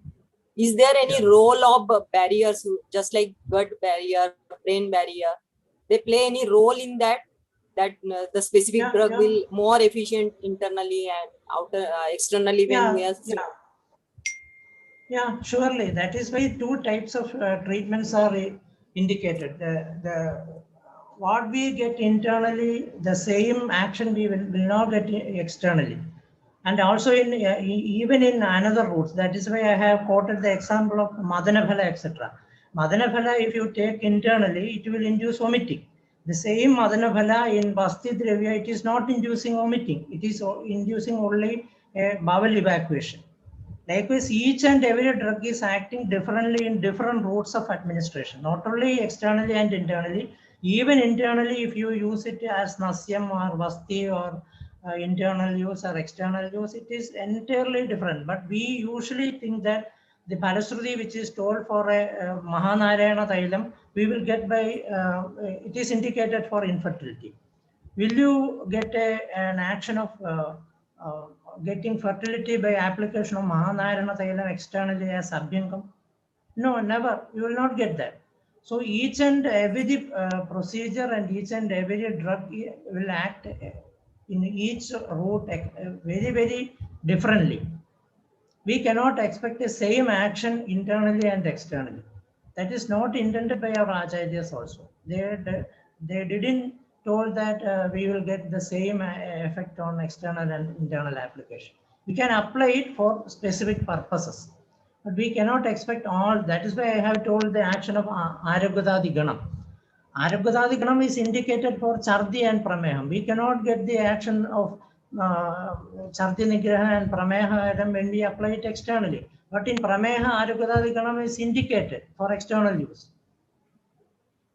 In the same way, there are many examples to show that the action is entirely different externally and internally. Even internally also in different routes of action, its action will be different. We cannot expect all the Bhalasruti when we apply it externally and internally or in any route of administration. We will get only some of the aspects of it. When we apply Ayurveda externally, we expect some action that we will get. We cannot expect all the attributes in external application, vice versa also. Some of the procedures are intended externally, we will not get the action internally. If Patanjukadi Thailam is indicated for external use, and if you give it internally, we cannot get that action. Because Abhyangam is indicated in a specific condition. We are expecting some action by Abhyangam. We will get only that. The same action we will not get when we use it internally. And vice versa, internal use we will not get externally also. But that is why each and every procedure is having a specific action. We will get that action only. We cannot expect more from that. That's what I was aiming to convey. Okay. Thank you for raising that. Thanks. So in the end, if you are still having any doubts, you can clear it in the end. We can now we can go into the details of Swedam. This is an extension of what is told in our text, an interpretation of how to interpret Swedam unconventionally. That is my aim. So we usually use Swedam for Swedanam. Swedam is different, Swedanam is different. So what is Swedam? Swedam, is it only sweat? No. Sweda is not only sweat, it encompasses sweat and sebum, because Tok, Sneha Dharanam and Kesha Dharanam are the function of Sweda, indicated in our text. Then the modern also, if you think, sebum keeps hair from drying and becoming brittle, prevent excessive evaporation of water from the skin. That is Klayada Dharanam, which is told in our text. Keep the skin soft and pliable. So Swedam is not only sweat, it includes Swedam, the sweat and sebum. So as we have seen earlier, the optimum stimulation, excessive stimulation, and regulated stimulation. So what is optimum stimulation, Swedam? What is the function of Swedam? Klayada, Tok, Sneha, Roma, Dharana is Swedam. So Klayada Dharanam is conserving the fluid balance of our body. regulation of concentration and volume of body solutions, especially electrolytes. Kleda represent dissolved chemicals in body fluids, non-electrolytes, glucose, urea, creatinine, etc. Electrolytes, ions, acids, bases, and salts. Toksneha dharanam is preserving skin moisture. Kesha dharanam is upholding the skin follicle with the presence of sebum. So this is a beautiful description by Charaka. What is Swedam? Echa Ushmana Anubatham Loma Kupebhyo Nishpadas Tat Sweda Shabdam Avapnodi.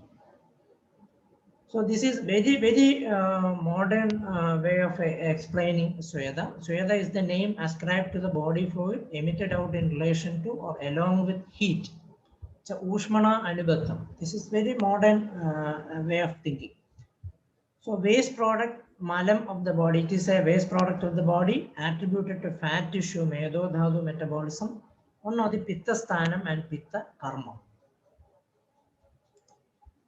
So what we need a definition for Sweda. We don't find a definition for Swedanam in our text.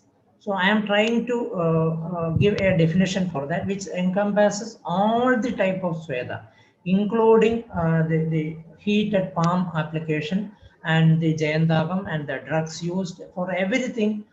This should fit. So I am designing a definition.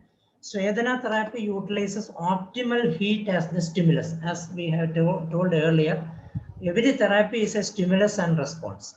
So optimal heat as the stimulus to restore flexibility, permeability, and normal order of Vayu using diverse techniques and wide range of media.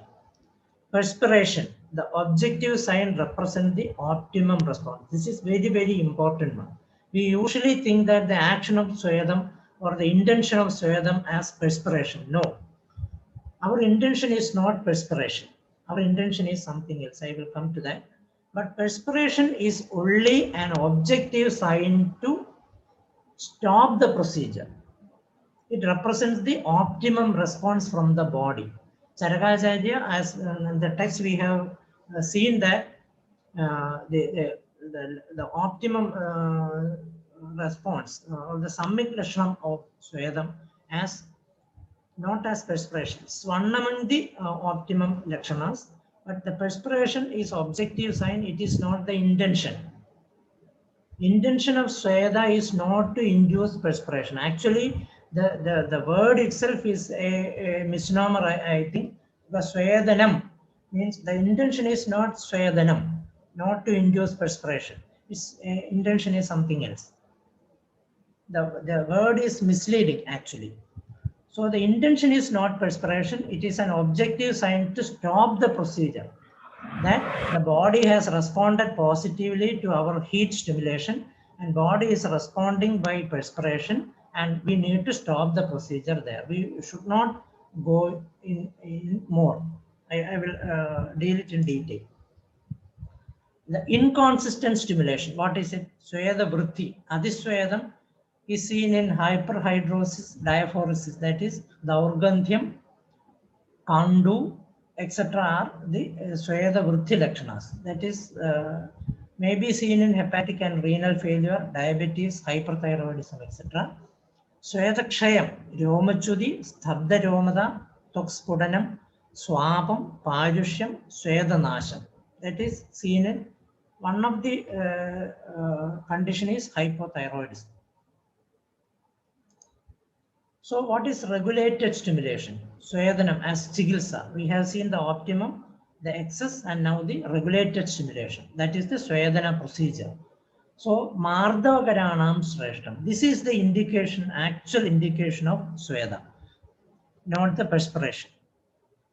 Swedam Mardavakaranam Shreshtam. The intention of Swedam is to induce Mardavam in the body, not perspiration. Swedanam is one among the basic therapeutic hexads, the upakramas, defined as that which relieves stiffness, heaviness, frostness, and induces perspiration. It induces perspiration, it is not the aim. The aim is to remove stiffness, heaviness, and frostness. It can induce perspiration, it is an objective sign, that is why it is given important to stop the procedure. It is Agneyam, Lankhanam, and Pittalam. So keep it in mind. This is the Mardava Karanam Sreshtam. This is the very important point you should keep in mind when you apply Swedam. Our aim is to make the body supple. So what are the indications? When we have seen the indication in Charaka Samhita, and in many texts we can see the indications. But when we summarize it into an abstract of the indication, if you see, it is Shida plus Nitha or Ruksha with Mandaguna. In these conditions, we indicate Sweda. In detail, we can see these. We have already seen these in our text. Shwasam, Kasam, Pradishyayam, Hitma, all these conditions. When we summarize it, we can see that it is where there is more Shida Gunam and Snigdha Gunam, or Shida plus Snigdha, or Shida plus Luksha associated with Manda Guna, we need to apply Sweda. What are the contraindications? Just the opposite of Ushna plus Snigdha or Ushna plus Luksha along with Tikshna Guna, wherever there is these gunas are there, we need to contraindicate Sweda. Details we have seen. It is not indicated in Sudhiga, in Pushta, Adhirogi. In Vadasonadam, it is contraindicated, but we usually apply Sweda in all type of Vadasonadam, and we make the disease complicated. And even in Pitta, especially Pitta, in Meha, in Prameha also, it is generally contraindicated. So you should be cautious when we apply Sweda in these conditions. You should not apply heavy Swedam or deep Swedam in these conditions. But in condition demands, we can opt milder forms. We can apply in these conditions also. We have options, but generally it is contraindicated. That should be kept in mind. Now we need to, the mode of action of Sweda, with the help of physics, we can analyze. In the definition, we have seen that it is heat application. The stimulus we apply is heat. So what is heat? That we need to understand. Heat is energy. Energy is the capacity for change. Heat is a measure of motion of the kinetic energy of molecules. When heat is added to a substance, molecules move more. When heat is removed from a substance, the molecules move slowly. If energy flows into us, we perceive it as heat. If energy flows out of us, we perceive it as cold. In both cases, it is the flow of energy from one object to another. Something feels hot if it has a great deal of energy stored in vibrating molecules ready to pass into another things. Something feels cold if it does not have much of its stored energy and it is ready to take energy from things around us. This is what is told by our Acharyas also. Swedana is the transfer and regaining of vitality in a condition signified by sluggishness and craving for warmth. A low energy level conditions are the indication for Sweda. So we give energy to that condition and we restore the movement and stiffness, etc.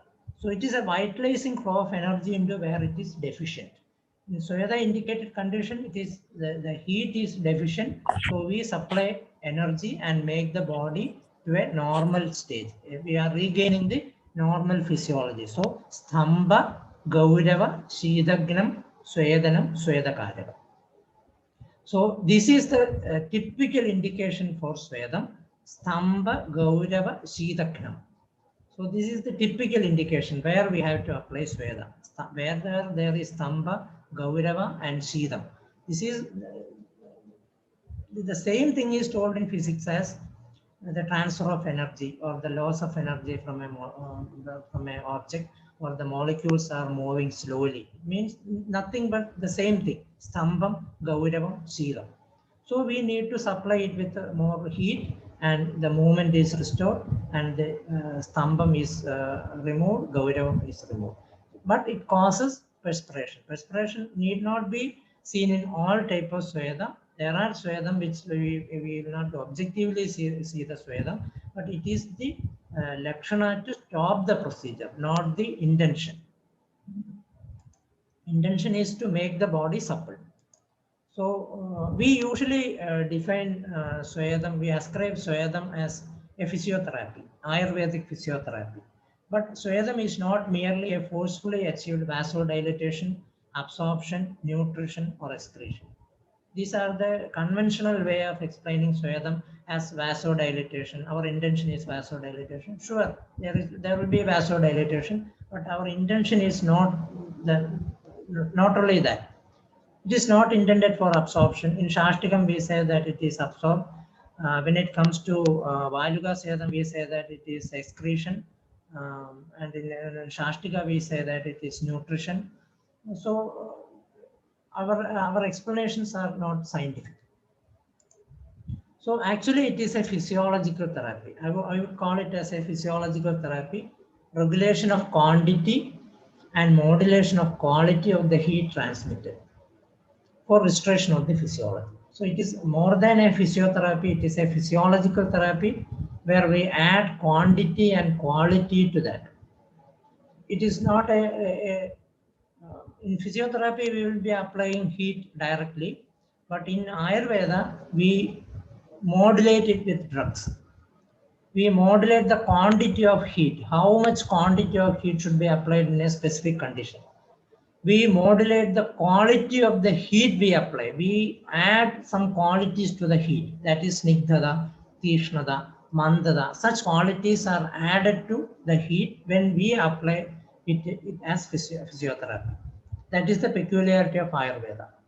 In modern physiotherapy, they are not using this modality very much. They are not adding quality to it. They may be inducing quantity, but the quality they are lacking. We are adding that guna or quality into that heat. That is why we are applying different types of Swayada in different conditions, starting from very desiccating like sand, etc. And we are applying very organic materials like Shashtika, etc. or Mamsa. In such conditions, we are modulating the quality of the heat coming out of the procedure. And that quality is inducing some changes in our skin, and that is transmitted, and that induces some physiological changes, and we get the results. So this is the mode of action of Swayada in a nutshell.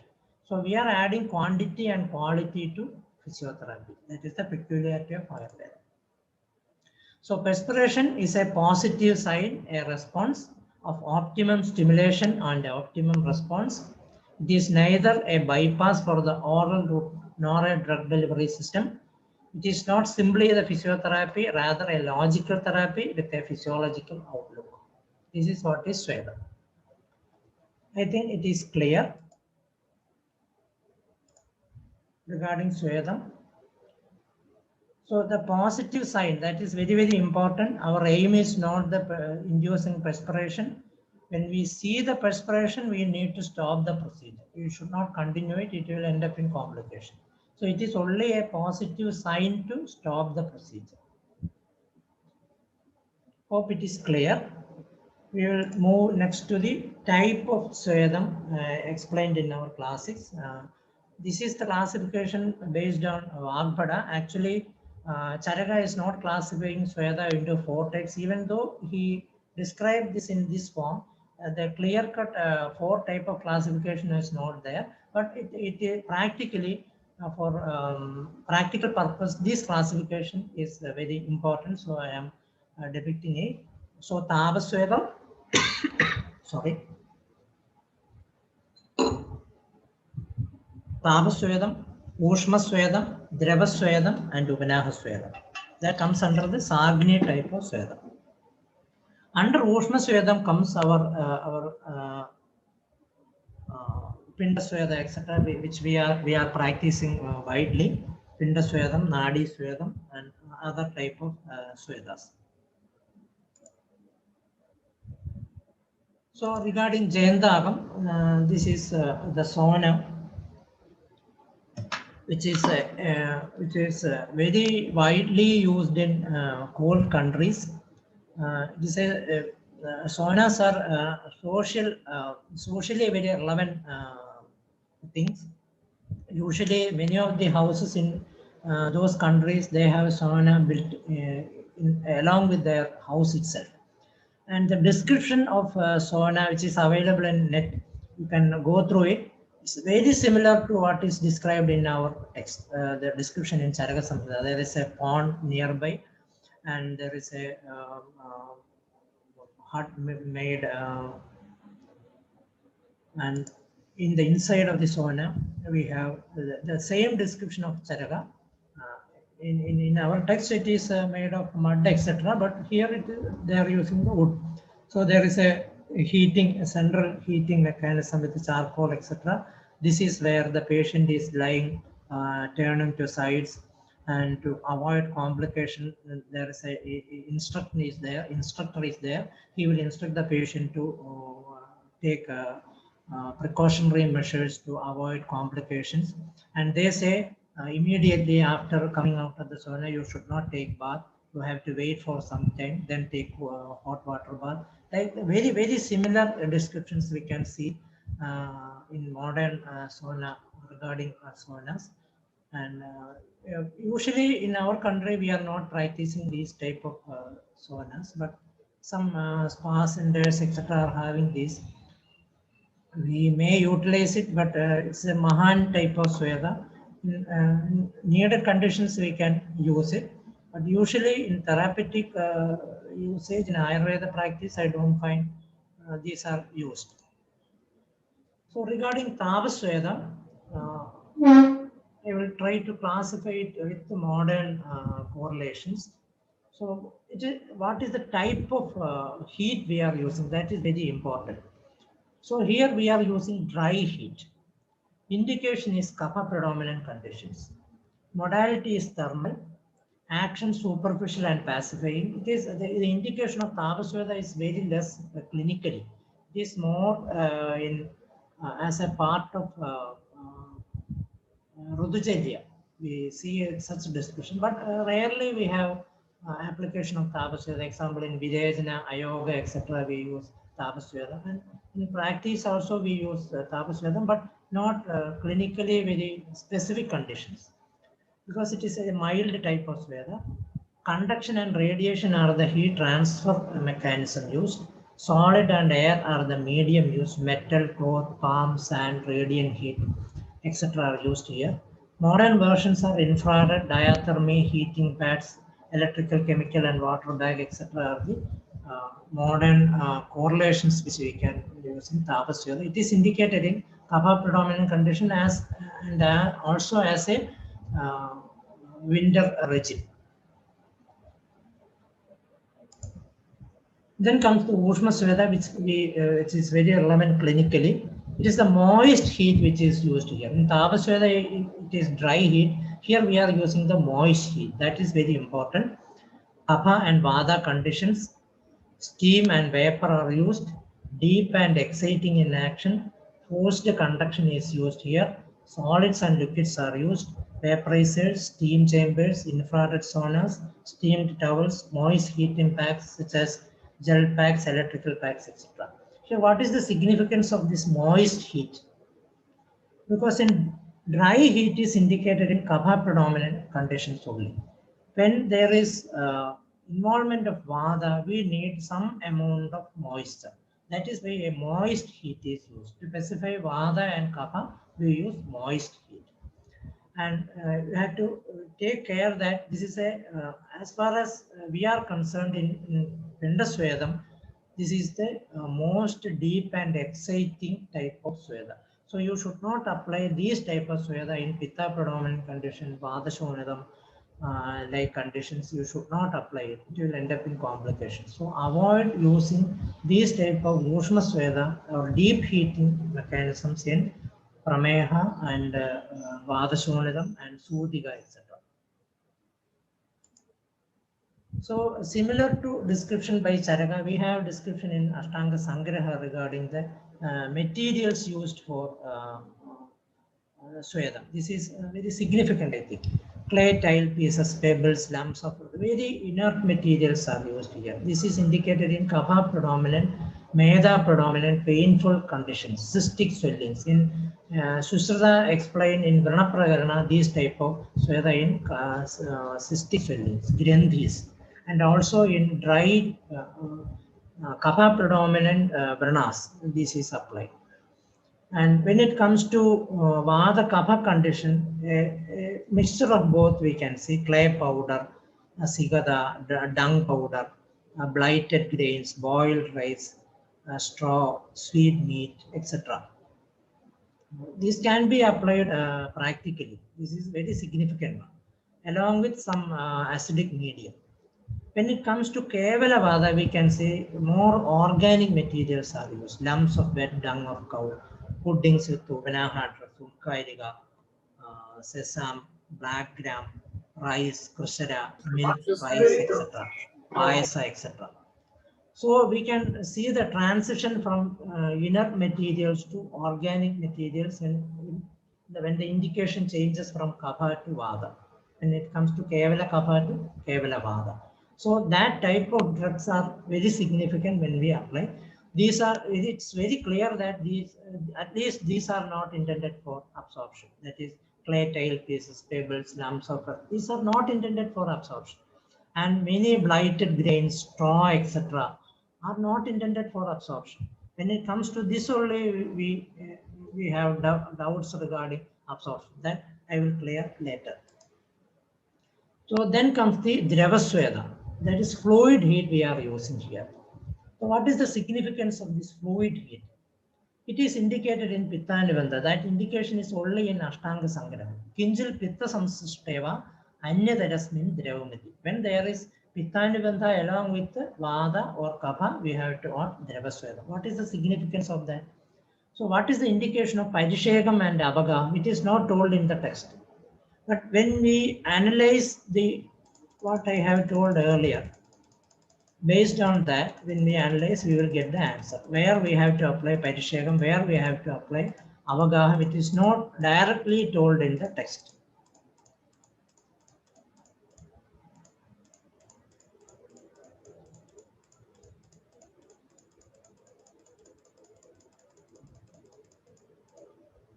Yeah. So here it is Parishegam and here it is Avagaham. So Avagaham is a retaining procedure. Parishegam is a moving procedure. So this is indicated in more Pitta Kapha predominant condition. This is in Vada predominant Pitta Nivanda condition. So likewise, when we analyze based on these thoughts, we will get answers for many questions which are not directly told in our texts. That is the significance of these type of thoughts. So Parishegam is indicated, Parishegam and Avagaham, that is fluid. Why fluid? Fluid is a bad conductor of heat. So in Pitta Nivanda condition, we are using a medium which will not conduct more heat. So we are using a convection current. Convection means it will be lasting for only a few seconds or minutes. Then it will wane off. So such conditions where there is, we are not intending to apply Swedam. In Pitta Nivanda, usually Sweda is contraindicated. So in contraindicated conditions, if you are using Swedam, we have to select a medium which is a bad conductor of heat, and we need only a convection current only is needed. No pressure is needed. We only need a movement only. Then we have to opt for Dravasweda. So it is heat advection, carrying heat. If you apply Parishegam, only a few seconds the heat will be retaining, then it will go off. So a convection current, forced and natural convection current is used. Liquids are used, warm bath, showers, and ouches, submersive hydrotherapy, Abad tank, sitz bath, etc. are the modern versions. So this is very significant. That is why for Sudiga, usually Sweda is contraindicated, but in our practice we use Veda application. That is nothing but a Parishegam only. Where we have contraindication, we use only fluid heat. In Vada Shonism, we can see this Parishegam indicated. So in Pittanubandha conditions, we have to opt fluid heat or Drava Sweda only, not the other type of Pinda Sweda. So Parishegam will be more specific in Kapha Pitta predominant condition. Avagaham will be more indicated in Vada Pitta condition. If you analyze the indication of Avagaham, it is for Arsha Krichradi Rukshucha, where there is severe pain, colic pain in Arsha and Mutra Kricha, we have to apply Avagaham. That's a local application also, but that is in more Vadiga conditions where there is Pitta Nivanda, we have to opt Avagaham. Then comes Upanaham. Upanaham is latent heat. We are using the latent heat, that is the retaining heat we are using. That is indicated in Kevala Vadiga conditions. Packs, in the modern we say at packs. Heat wrap and exciting in action. Conduction is the heat transfer method.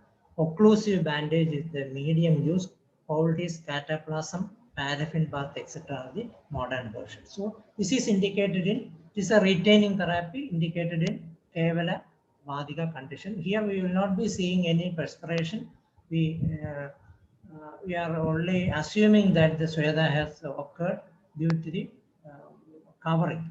So in these such conditions, we are only relying on the symptoms like Stamba Gaurava Shitagnam. That is the only criteria for Upanaha Sweda. So passive sedation, Niragni or Anagneya Swedam, we have seen the description, mostly non-thermal and utilizes body self-generated or conserved insulated heat to restore the physiology. There is a version of Niragneya Swedam of Upanaha itself. Without heating, the medicines are applied in Meda Avrada Vada conditions.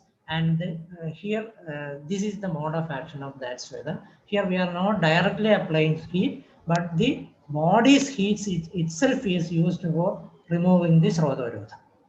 So its indication obstructive pathology of Vada with Medas or Kapham. We may interpret the indication as selected mild or self-limiting conditions where direct heating is not necessary or contraindicated. In such conditions, we can apply this Niragneya Upanaha.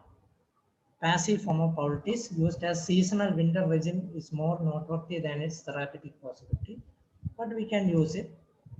So as unclassified, there are some, as I have told in the earlier slides, Abhyantara Swedam, internal sudorifics, Shidajwara having rigorous sudorific food and regimes for internal use, Kulatha, Brehi, Kodrava, Madhya, Takra with Trigadu, and externally use of active and passive sedation, stay in warm underground buildings, sweaters, woolen garments and carpets, smokeless dives, smoldering fireworks, etc.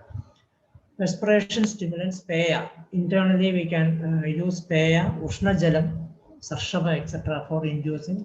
Internally we can generate Sweda. That is indicated in rigor and such conditions. Where there is internal coldness, we can use this Sweda, internal Sweda. This classification, Duksha, Snigdha type of classification, as we have seen earlier. So what is the indication for Duksha Swedam? It is Kapha. So desiccating without prior external or internal lubrication, we are applying Duksha Swedam. So what is happening there? We are applying a dry stimulation there. A dry stimulation without any snigdhata we are applying. So the nerve endings transmit a conduction that we are receiving a dry type of heat. We are applying a dry heat. We will not, it is against our body. Our body is a snigdha thing. We are giving a opposite stimulation of roughness, and that roughness is perceived by the nerve endings. You can perceive it and it transmit it, and the physiology act accordingly. But in Snigdha Sweda, what we are inducing, we are adding a quality to the heat, that is Snigdha Sweda. So that is perceived internally, and the body responded in a similar manner. As you know, what is the difference between anulomam and pradilomam? we are doing Uddvartanam with a dry powder. What is the action of that? It is against the body. As I have told you earlier, the three classification, desiccating procedures. Desiccating procedures are actually giving a stimulus that it is against the body. Usually our nutrition is towards our body. That is why we are doing Abhyangam in a anti-grade manner. And we are giving a retrograde stimulation that it is against the body. It is similar to the Adhanam and Visargam in the Ritus. So we are giving a stimulus which is opposite to the body. A roughness that is not actually the normal stage of our body. It is a Snehasaram Ayam Purusha. We are Snehasara. We are giving a stimulus that we need not that stimulus. We are intending a rough stimulus, and we are doing it in a opposite way. So the nutrition towards that part is delayed, and we get a physiological response in a similar manner. The Sandarpana is not occurring there. There is Apadarpana. That is why Uddvartanam is acting like that. A similar way, we are applying a Yuksha Swedam, a heat which is very dry. That will induce a similar response from the body, and we get the dryness from, and the depletion of the Sneha occur in that area and in the physiology itself. So a Yuksha Sweda is indicated in Kapha predominant conditions. Yuksha Snigdha in Kapha Vada conditions. Snigdha in Vada conditions. And Yuksha Purva Svedam initially we have to adopt Yuksha Svedam followed by a Snigdha Svedam, or we can either say it should be Yuksha Purvam, means we can do first we can go in for the Yuksha procedures, or internally or externally, and followed by an Snigdha Sweda or Snigdha procedures. In the both way we can interpret it. In Vada morbidity with the pathogenesis from Amasha, the example is Amavada, where we do firstly we go in for Yuksha Purva procedures, Yuksha Sweda. Snigdha Purva initially lubricating Sweda therapy followed by desiccating or desiccating procedures, where there is pathogenesis from Pakwasha with the predominance of Kapha. Example is Kabaja arches. So there also we can see there are indication of Snigdha Sweda with the oil, ghee, etc. in that condition. I have the reference. Sasneham Adava Kshiram Tailam Vadanasnam. That is the indication in Arsha Prakarana. So such type of Snigdha can be Snigdha Swedas can be adopted in such conditions. So there ends the description of Sweda in our classics, an analysis of the Sweda, how to apply it. Next is the, can I move to the next session?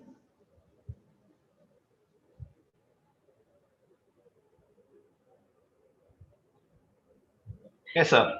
Please, sir.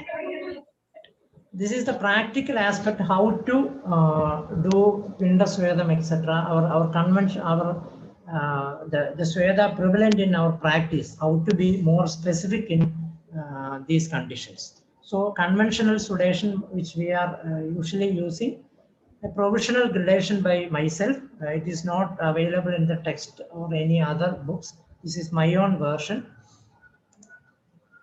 So we have to analyze the type of heat we are applying. There is a spectrum of heat we are applying. In the Tapa, Ushma, Dreva, Upanaha, we can see starting from Tapa, there is a scale. Tapam, where we are using a dry heat. In Ushma Sweda, we are making it more wet. In Dreva Sweda, it is fluid. Then Upanaham, it is very organic and very soft type of Sweda. So there is a gradient here, a spectrum of heat is applied starting from Yuksha to Snigdha. The same way, in the condition of Ushma Sweda, we have different type of Pinda Sweda starting from Yuksha to Yuksha Snigdha. Through Yuksha Snigdha, we reach Snigdha. When we place these Swedas in a scale, it will be more convenient to make it specific in specific conditions. So I am placing these Swedas in a scale, starting from Yuksha, Yuksha Snigdha, ending up in Snigdha. To start with, we can start with the Yuksha type of Pinda Sweda. There are some peculiarities in this classification. With regard to type of drug used, we can see here we are using very inorganic materials. Here we are using a blend of both. Here we are using very organic materials. With regard to the medium or liquid medium we are using, here we are using, we may not be using some liquid medium, and here we may be using some acidic materials ending up in very alkaline materials like Shira, etc. or Mamsadasa. Here we are using the indication for this is in very kapha predominant condition, ama conditions, and here it is the very kevala vadika condition, degenerative condition. This is very proliferative condition. This is very degenerative condition. In between comes the Yuksha Snigdha, where there is a subacute stage of a transformation of the acute stage to a chronic stage. Here it is, we apply this in acute stage, this is in subacute stage, this is in chronic stage. So in that way, when we analyze the drug used, regarding the cooking of the materials also, here we are using it without cooking. Here we are using partial cooking. Here we are using it full cooking and making it a very soft thing like payasa, krisara, etc. So likewise, when we analyze, it will be more convenient to analyze and arrive at specific conditions where we have to apply these Swedas. So coming to Yuksha Pinda Swedam, the first one, Yuksha Pinda Swedam. Type is Yuksha Pinda Swedam. Our intention is to induce Yuksha. Ingredients Valuga, Tusha, Kaidisha, etc. are used. That is sand, etc., chaff, etc. Indication Kapha, Ama, acute inflammation and pain. In those conditions, we can apply this Yuksha Sweda. Medium, maybe we can use Dhanyamlam or Amlam. It is not necessary. We can use dry heating itself. In some, in our practice, we use the steam coming out of Dhanyamlam as the medium to heat it if there is Vada Anubandham. In typical Kapha conditions like cystic swelling or Kaphaja predominant Vranas, we can directly use dry heating. Then comes Churna Pinda Swedam. We are increasing the grade from Yukshada to mild Snigdhada. This is also a Yuksha Pinda Swedam, but Churnam like Kotanjukari, Rasnari, etc. are used here, which are more medicated. When we use Tava Swedam, we are using non-medicated materials. Here comes some amount of Snigdhada or Vadaharatvam we need, so we use some medication for it. The same medium can be used. This Vada Kapha Ama condition, acute soft tissue inflammation, stiffness and pain. Example, fibrositis, fibromyalgia conditions, we can apply Yuksha Pinda Swedam. Then comes Jambira Pinda Swedam. This is Tikshna and Snigdha Pinda Swedam. We are adding a quality Tikshna here. Why? Because it is indicated in Vata Kapha, subacute soft tissue inflammation, stiffness and pain, more lytic in action or adhesive and adhesions and calcifications like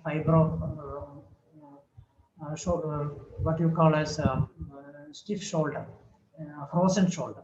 In such condition, this is indicated where there is more Manda Guna is there, more Kapha predominance is there, along with Vada predominance. In such condition, we use lime food fried in oil, dry coconut scraping. Dry coconut only is used, not the wet type of coconut. Only the copra is used, it should be used, not the wet type. Salt, turmeric powder, etc. may be added. Eranda, Nimba or Tiladailam. Samskrita Thailam is not needed. I am not using it. Only a Samskrita Thailas is used to make it cost effective and effective. This is using Samskrita Thailam is unnecessary, unscientific, because we are heating a Haravaga Thailam and making it a Daktavaga. So it is unscientific and not necessary. We will not get any result out of it. You may use a Samskrita Thailam for Abhyangam before such Swedam, but don't use it for heating because it is a waste, mere waste. So the more importance is given to the drug used for Swedam than the Abhyangam. So there is no need for any Samskrita Thailam. That was the practice prevalent in Kerala in the previous times, but we have made it a costly affair by adding Mahanarayana Thailam, Dhanandaram Thailam, etc. for heating. That is mere waste only. So this is indicated in more additions and calcification. In such conditions, more Tishna type of Sweda is needed. Then comes Patra Podala Swedam, which is in the middle. You can see in the scale, this comes in the middle. So it is a mediocre. Starting from Duksha, we have reached Duksha Snigdha, a blend of Duksha and Snigdha, and we are moving more towards the Snigdha type. So Patra Podalam is a mediocre. It comes in the middle. It's a Duksha and Snigdha type of Sweda. So Vada and Kapha conditions can be considered as a Pinda or Sangara Sweda. Sangara means a mixture of many things. Why more things are added? It becomes a wide range, a thing which is acting in a wide range.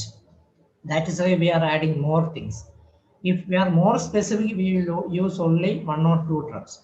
When it comes to a wide range acting Sweda, we add more things into it. Thaila phalas are used. That is Nigdha Thaila phalas are used in dry coconut scraping to extract more oil from that copra. That is why dry coconut scrapings are used.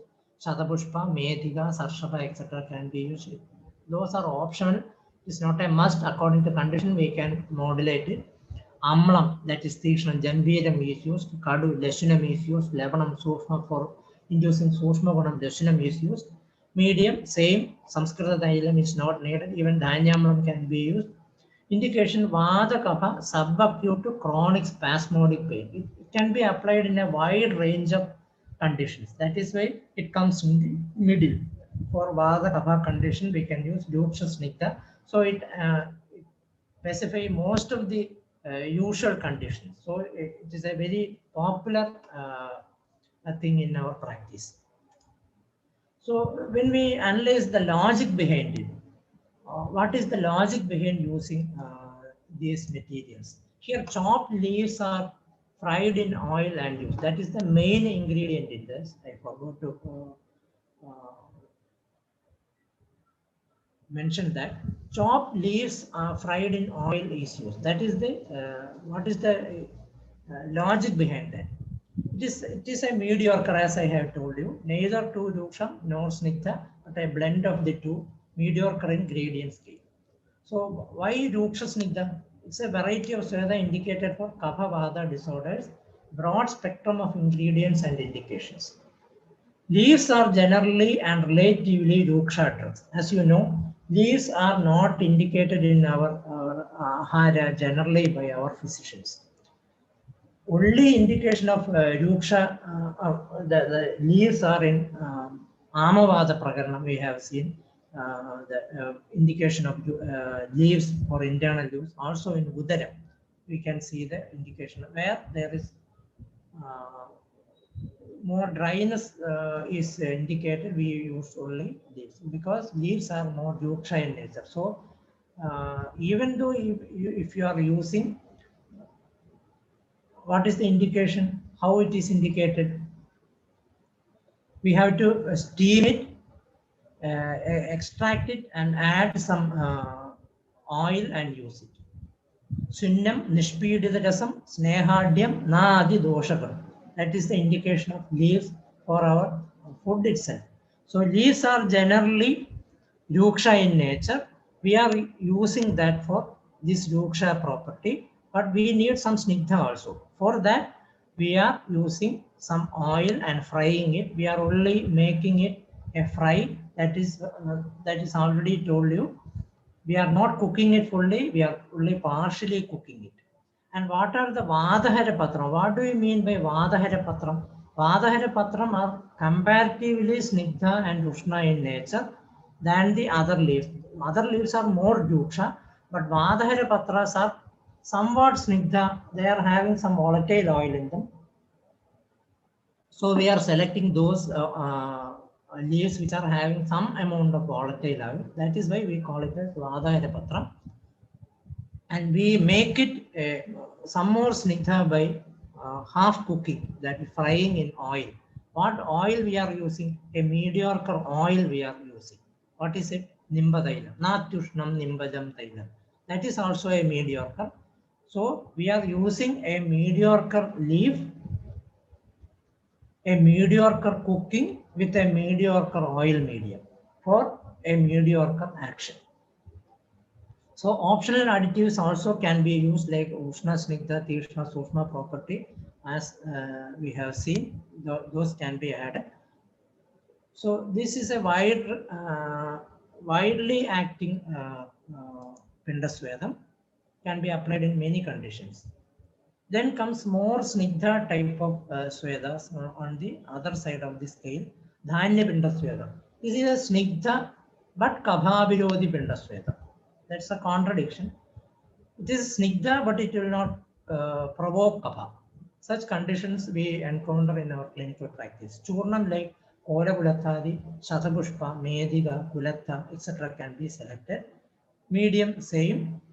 Vata Kapha, degenerative disease, spasmodic neurogenic pain in obese patient or disease associated with Kapha or Svodhodvada. In such conditions, where we need some snigdhata, but that snigdhata should not provoke the kapha in the patient, or the avastha of the patient should the avastha should not provoke more kapha. For that, we take powder for yukshada. To make it more yuksha, we make powder out of snigdha dravyas.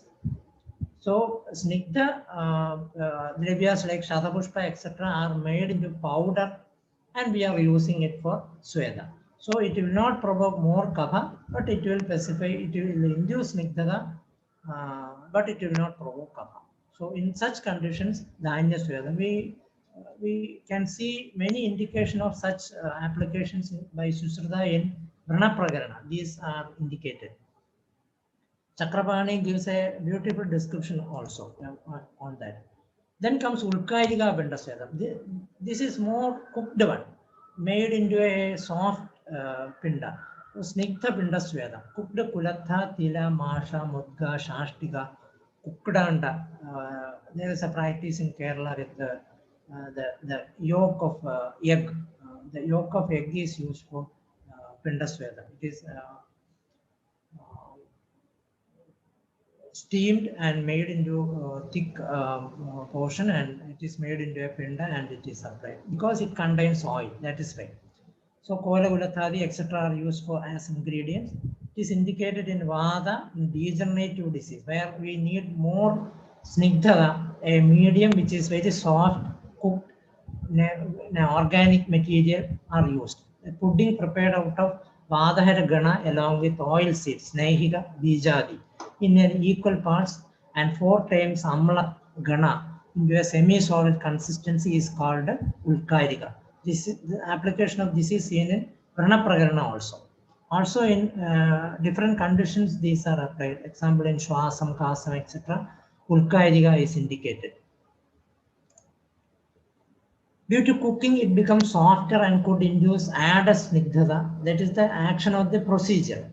The surgical school advised this for ulcers with atrophies, candy, serous discharge, pricking pain, indurations, callousness, sharp pain, rigors, and without suppression. In such conditions, we can apply. Even in corn, etc., we can apply these type of Swedas. Then comes Shashtika Pindasvedam. It's a, I would call it not as a Brahmana Svedam, I would call it as a Mrudu Snigdha Pindasvedam. That is the ideal definition which can be given for the type which we can give as Mrudu Snigdha Pindasvedam.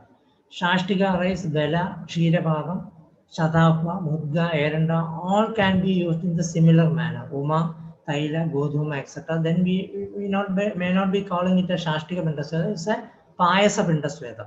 Okay, Murdu Snigdha Pindasvedam, we can apply with all these things.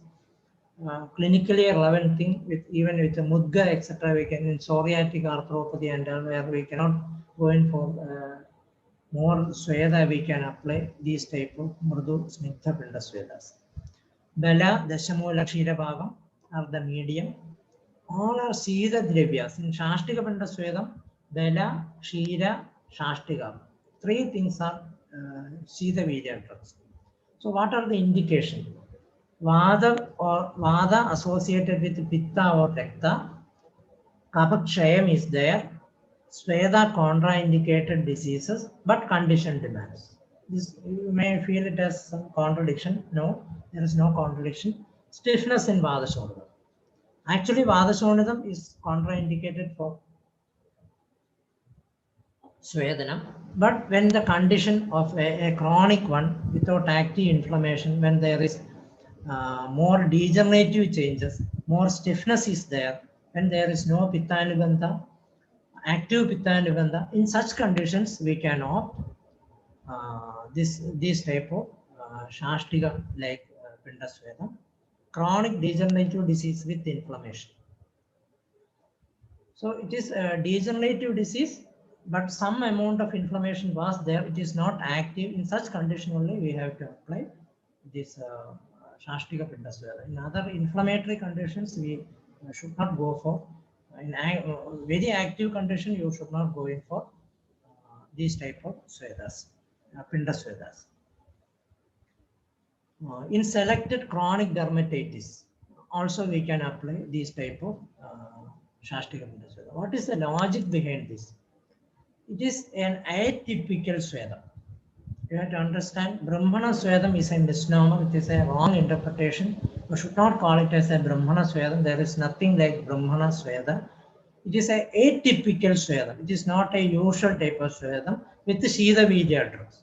Usually we apply only Ushna Vidya drugs. Here we are using Shida Vidya drugs. So it is a atypical Svedam. In Sweda contraindicated disease. Wherever Svedam is contraindicated, in such condition only we have to apply these type of Pindasvedam and to the effect tissue replenishment.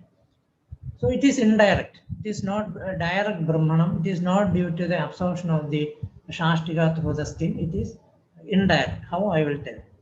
These drugs regulate the heat to a gentle one. That is the purpose of using these Shida Vidya drugs. We are passing heat through a very resistant thing called Shida drugs.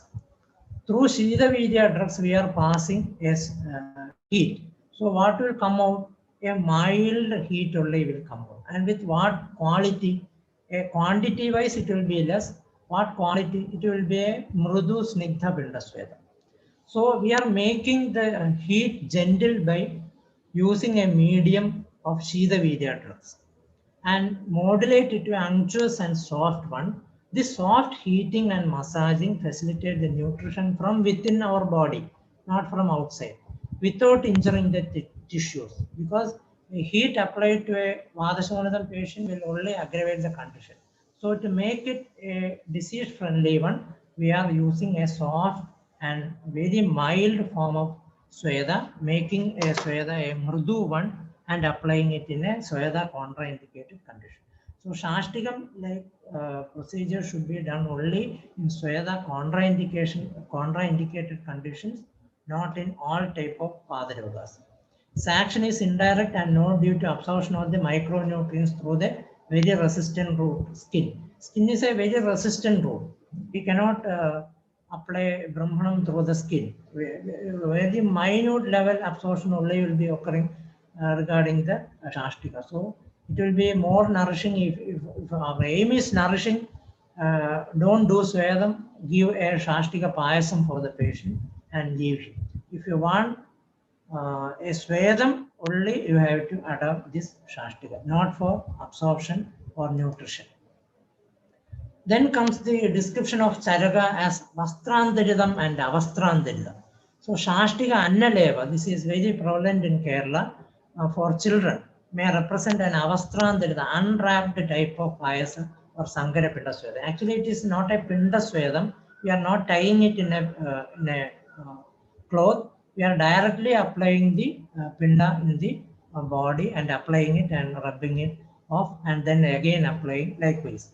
So as depicted in Charaka Samhita, it is a Annalevam, Shashtika Annalevam is the Avastrandarita type of Pinda, and Shashtika Pinda Swedam is the Vastrandarita type of Payasa Pinda Swedam.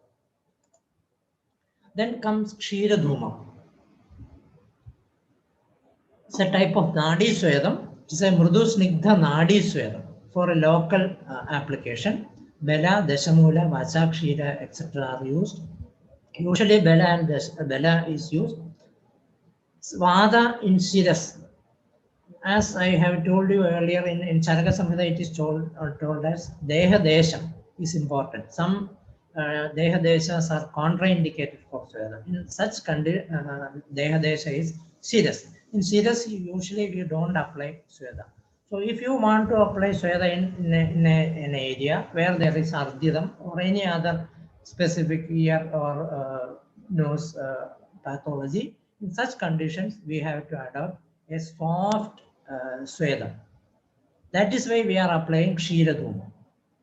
The Yukti is nothing but the same of Shashtika only. So Vada, Shiras, Kapasthana, Sweda restricted size, but condition demand. Even we can do it in Sarvanga Avastha where there is more Pitta and Vanta. In such conditions, we can apply it in the Sarvanga also. But usually it is done in the Shiras where there is contraindication. Kshira Kvatham is used. What is the logic behind using that?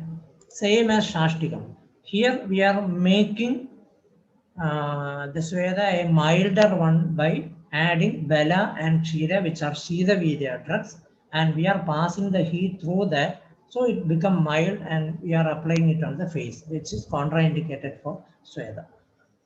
So it becomes a Mrudu Snigdha Pinda Nadi Sweda. So then comes the Drava Sweda. Drava Sweda can be divided into two, Asnigdha type and Snigdha type. Asnigdha, we are using Panja Amla, Dhanya Amla, etc. Kashaya or Amla Dravyas are used. Acute and subacute inflammation, pain, edema, vascular disease. Where there is active inflammation, we can opt this one. In inactive stage only, we have to go in for Pinda Sweda. In active stage of inflammation like Vada Shonadam, we have to opt only Drava Sweda. If needed, you have to opt only Drava Sweda. Then comes Snigdha type of Drava Sweda, where we use Thailam, Yamagam, Trivradam, etc. The common, very common treatment prevailing in Kerala, that is Pirichil. That is the example of this. Chronic inflammatory disease with degeneration, vascular disease. In chronic condition of this, we can apply with oil, where there is no Amanubandham, a Nirama stage of chronic inflammatory disease, where Swedam is needed. Actually, it is contraindicated, but where Swedam is needed, we can opt these type of Snigdha Drava Sweda. Then regarding a few words on Talam, which is very prevalent in, actually invented by Kerala physicians during Sweda procedures. That is a prophylactic and curative application of medication over the vertex. Actually, it is prophylactic with regard to Sweda. It is also used as a curative measure, indicated especially in inflammation of head and neck. Used as prophylaxis in Swedam, protects Tarpaka Kapha. That is the main purpose of this one. Act as a heat stabilizer and protect head from heat-induced abhishyantam, inflammation or congestion. That is the purpose of applying this talam. It is not intended for absorption. So what are the drugs used for this talam by the resident physicians? Now we are applying oil only. That is, actually it is not scientific, but this should be applied in Snigdha type of Swedas. So Sneha Segam and Pinda Swedam, where there is Snigdha and Ushna, we are applying, we have to apply this talam, Nellika talam, locally named as like that. one part of seedless dry fruits of Amalaka, one part of Chandanam and Hriberam like Panchagantha Churnam are used, tamarind leaf stock, etc. are used. Here no water is used. It is made with takram, dry type of takram, boiled in dry takram and made into a paste and applied over the pragma. So what is the logic behind that? Predominantly Shida and Duksha in property, because we can see this Amalagam and Musta are Duksha in nature, Takra also is Duksha in nature. So we are applying Shida and Duksha property in the head when we apply Snigdha and Ushna property in the body. That is Snigdha Pinda Swedam or spiritual-like procedures where there is more Ushna and Snigdha that will induce Abhishandam in the Shiras, which is not a site for Swedam. It can indirectly induce Abhishandam or Uklesham in the Shiras. To prevent that, we are using just opposite properties of Shida and Duksham in the vertex. So from that we can know the mode of action of Takradhara also, because the same drugs are used for Takradhara. So the action of Takradhara is nothing but to induce, it is a Parishegam. The same drugs are used as Levam, as Shiro Levam, Talapodichil, the same drugs are used. So when we analyze the mode of action of the procedures, as I have told you, we will get the indication. So what is the action of Takradhara? Takradhara is a Parishegam. So it is specifically indicated in Pitta Kapha predominant conditions, because it is movement only. We are not applying any, don't misunderstand. Takradhara is not a Swedana procedure, it is a Shamana procedure. But even this Parishegam is indicated for Pitta predominant condition only. Where there is more Pittam and less Kapham, we opt Parishegam, that is Takradhara. And where there is more Kapham and less Pittam, we opt Levam, Shiro Levam, that is Talapodiche. The same drugs are made into a paste and applied thickly on the scalp. So this is the logic behind application of these procedures.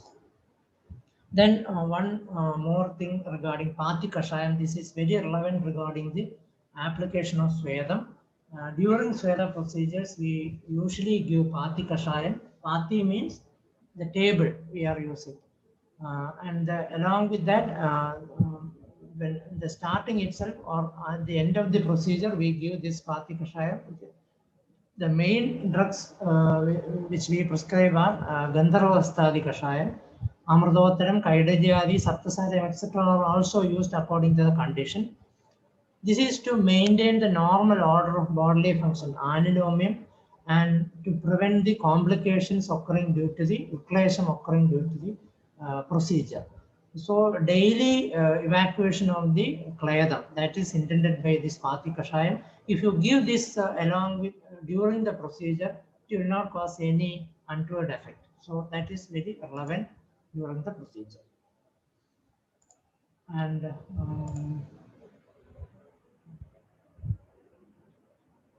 yeah, that's all. I think we are coming to the end of the session. Ayurveda appeal for Guna Vikalpam, and that may be what we lack now. Let us contemplate to acquire the art of Vikalpanam. That is what is needed to be more specific and to be more cost effective and to get the results very earlier. So with that, those words, I am coming to the end of this session. If you are having doubts, you can raise.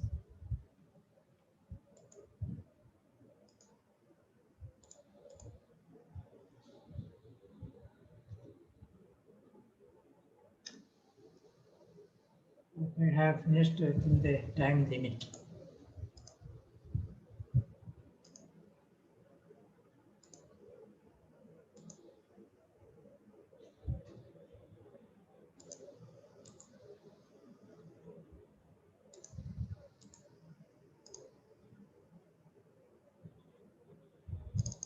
Any doubts?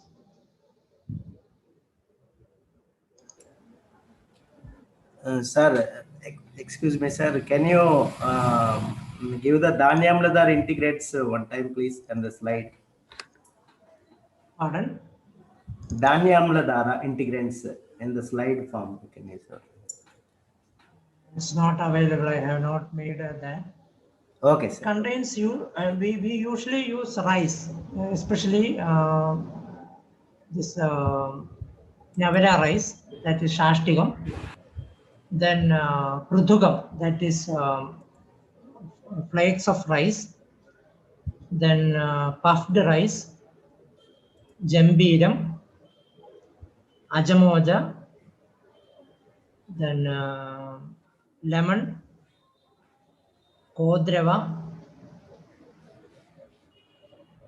then Shundi. These are the ingredients of Dhanyamla.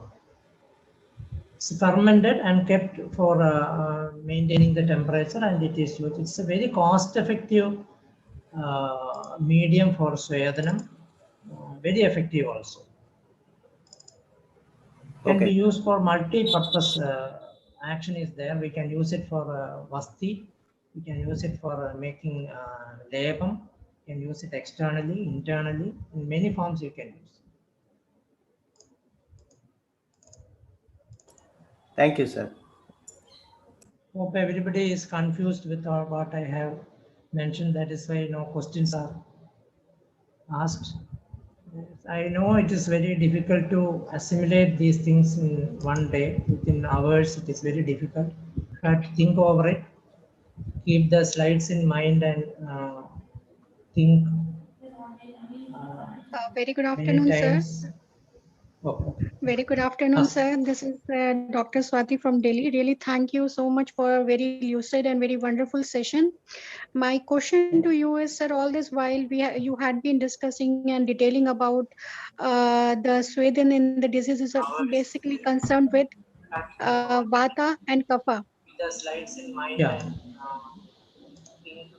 Hello. Yeah. Hello. Please tell. Very good afternoon, sir. Dr. Yeah, good afternoon. Good afternoon. Thank you so much for a very lucid and very wonderful session. My question to you is, sir, all this while you had been discussing and detailing about the Sweden and the diseases are basically concerned with.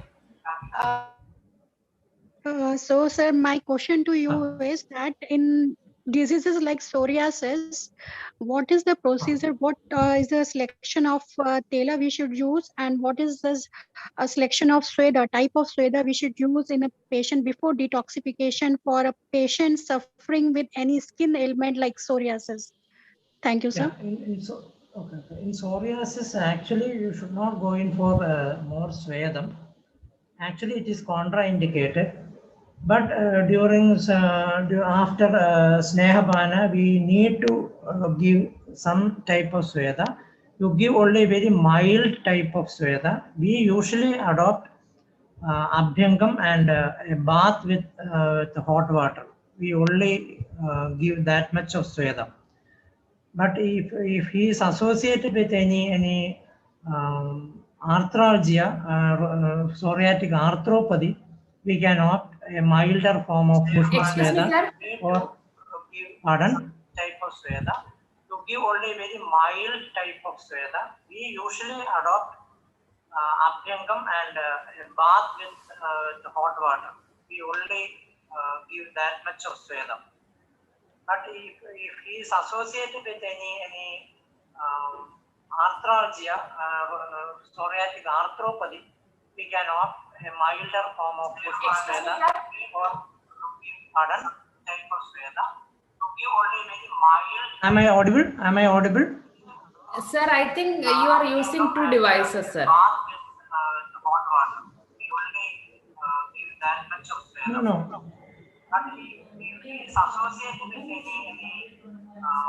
I am not using. I am using only one. Okay.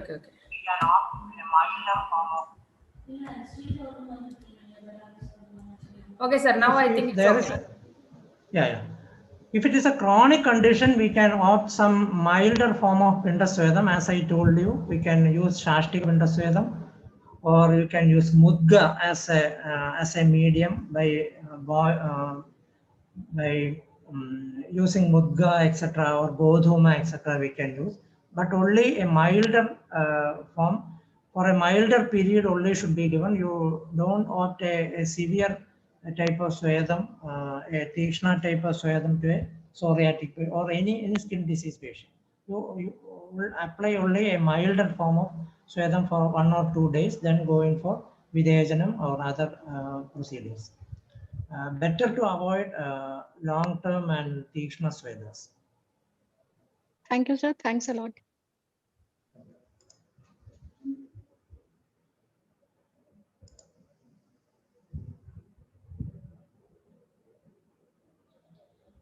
Any other questions?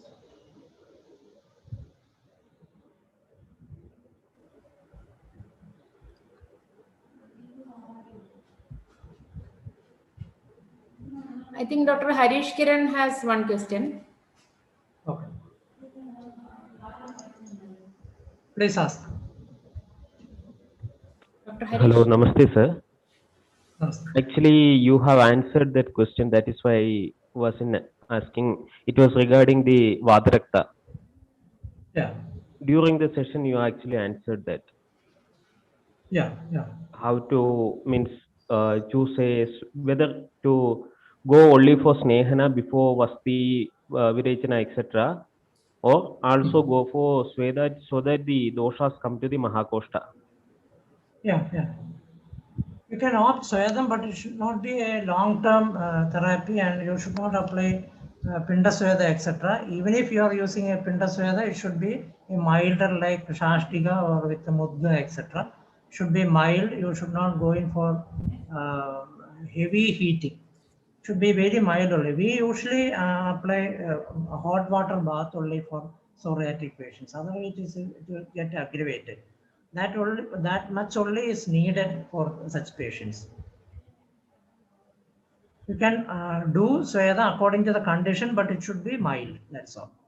Don't do other type of Patra Vodala or Tikshna type of Sweda. You should not apply. That's all. Also, you can use Drava Sweda in such conditions. In skin diseases, you can opt Drava Sweda. With Kashaya, etc., you can. Parishega, etc. Yeah, Parishega you can do. Okay, thank you, It should sir. not be more Tishna, that's all. And long term also you should not go in for 7 days or 14 days, but you do it for 2 or 3 days, maximum 3 days, because after 3 days you have to go in for a Virejana. So only 3 days Swedam is necessary in such patients. If the patient is a chronic psoriatic arthropathy patient, then you may, in the later stages where there is chronicity, there is no amam, in such conditions, you can do as a Shamana Sweda, you can opt Shashtiga, etc., if the condition permits. That is not a must, but if needed, you can do a milder form of Sweda in the end, not in the initial stages when there is more aggression. In the active stage, you should not do. Sir, one more doubt. That is, while I was thinking about this, there are certain people who continuously take hot water bath, daily taking Ushna Jala Seka. So, what will be the effect on the physiology? That is told in our text. Ushna Jalam is, it is told that it is, it induces balam in us, not a very hot bath, a milder form of Koshna Jalam. Koshna Jalam is inducing balam to our body. What is the mode of action of that? You have to think. That is by removing the sthambanam. If there is sthambanam in a very cold climate, if you are taking a hot water bath, it is good for our body. In the context of snana, it is clearly indicated. Yes. You should not apply hot water in the head, but you can apply hot water in the body. That is Belakrit only. By removing sthambanam, it is active. So, a milder form of hot water bath is good for our daily routine, but it should not be more hot. And if the climate is favorable, you can do a hot water bath. Otherwise, it is not needed. Okay, thank you, sir. Dr. Harish Babu, please ask your question. Namaste, sir. Namaste. Sir, you have told about dravyas given in different routes will have a different therapeutic effect. For example, you said Madhanaphala given orally produces Vamanam, but when it is given like in Vasti, it has a different therapeutic action. So I have seen practitioners using kashayams in Vasti forms and expecting it to act according to the Bhalashruti. So how we can approach this, sir? For example, Nishakatakadi can be given in Prameha in Vasti form. Is it justifiable? Or what should be our approach towards such kind of practices? That is a different topic which need another at least 3 hours to explain. The mode of action of Vasti. Because I raised that question because you said the same drug given through orally and like different routes will act differently. So is it justifiable for us to give? Not justifiable. By Acharya's words itself, we cannot justify it. I will quote one quotation, and you have to answer that. Okay? Yeah. Madhu ushnam na nivaidhyate alabdhapagam pratsardane niruhecha madhu ushnam na nivaidhyate alabdhapagam ashveva tayo yasmal nivartade. This is a quotation from our text. So in Prachardana and Vasti, we can heat the honey. It will not cause any untoward effect. Why? It is very clearly told. Alabdhapakam ashveva tayo yasmal nivartade. It is not undergoing any digestion. It comes out very within a few minutes. It will come out. So you can directly heat the honey. So Acharya very clearly mentioning that the action of Vasti is not, the intention of Vasti is not absorption of the material we are inducing. Another quotation regarding the mode of action of Vasti. It is told that like sun, which is very far away from our earth, it is absorbing the water from the earth. Then the same way the Vasti is acting. So it is a very good simile. The sun need not come to the earth for absorbing water. It stays there only. It is the answer to a student to the teacher, like that saying that the Vasti is staying only in the Pakvasha and how it is acting with the Virya, how it is acting on the whole body. The answer given is like this only. So the Surya is the sun is in the sky, and it is with the rays it is absorbing the water from the earth. Likewise, Vasti staying only in the Pakvas. It is very clearly told. It is not getting absorbed and it is not reaching anywhere. It is staying only in the Vasti and it is absorbing like a sun. The same way, the Vasti is absorbing with its Virya everything from the body and it is expelling. The purpose of Vasti is it is a Shodhana procedure. It is not a Samana procedure. So it is not intended to be absorbed. Even Anuvasana is not intended for absorption. Kashaya Vasti is never intended for absorption. That is why it is that immediately after Vasti, you have to sit in the squatting position and the patient should think that the material should go out and it is an evacuation procedure. So it need to be expelled. Clear when you remember my slide on soaps, the same way Vasti is acting. Vasti is very similar to the ingredients of soap and Vasti are one and the same. The similar way, the ingredients of Vasti are intended not for absorption. It is only to modulate some changes in the Pakvasya to accomplish some physiological changes. Sir, in that case, can we justify the usage of Ruksha Vastis like some practitioners use Amrudottaram and Vaishwanaram? Only those two ingredients. Yeah. Yuksha Vasti can be applied. It is not a typical Vasti, but Yuksha Vasti, what it is, the intention of that Yuksha Vasti to induce Yukshada in the Koshta. That's all. It is not intended for Pajana or anything. We are eliminating, we are think that we are using a bar soap and a soap with a moisturizing soap. The same way Kshira Vasti and Yuksha Vasti are acting. We are eliminating something from the Koshta.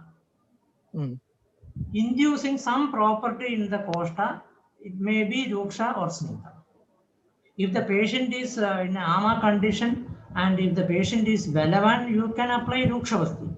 But if the patient is a very, very delicate patient, you want to expel something, you have to be very soft to him. Your approach should be very soft. So we use Kshira as the medium in that. The intention is not absorption of calcium from the milk. It's not the intention. So using the simile of soap will clarify your doubts. Thank you, sir. That was very clear. Thank you very much. Okay.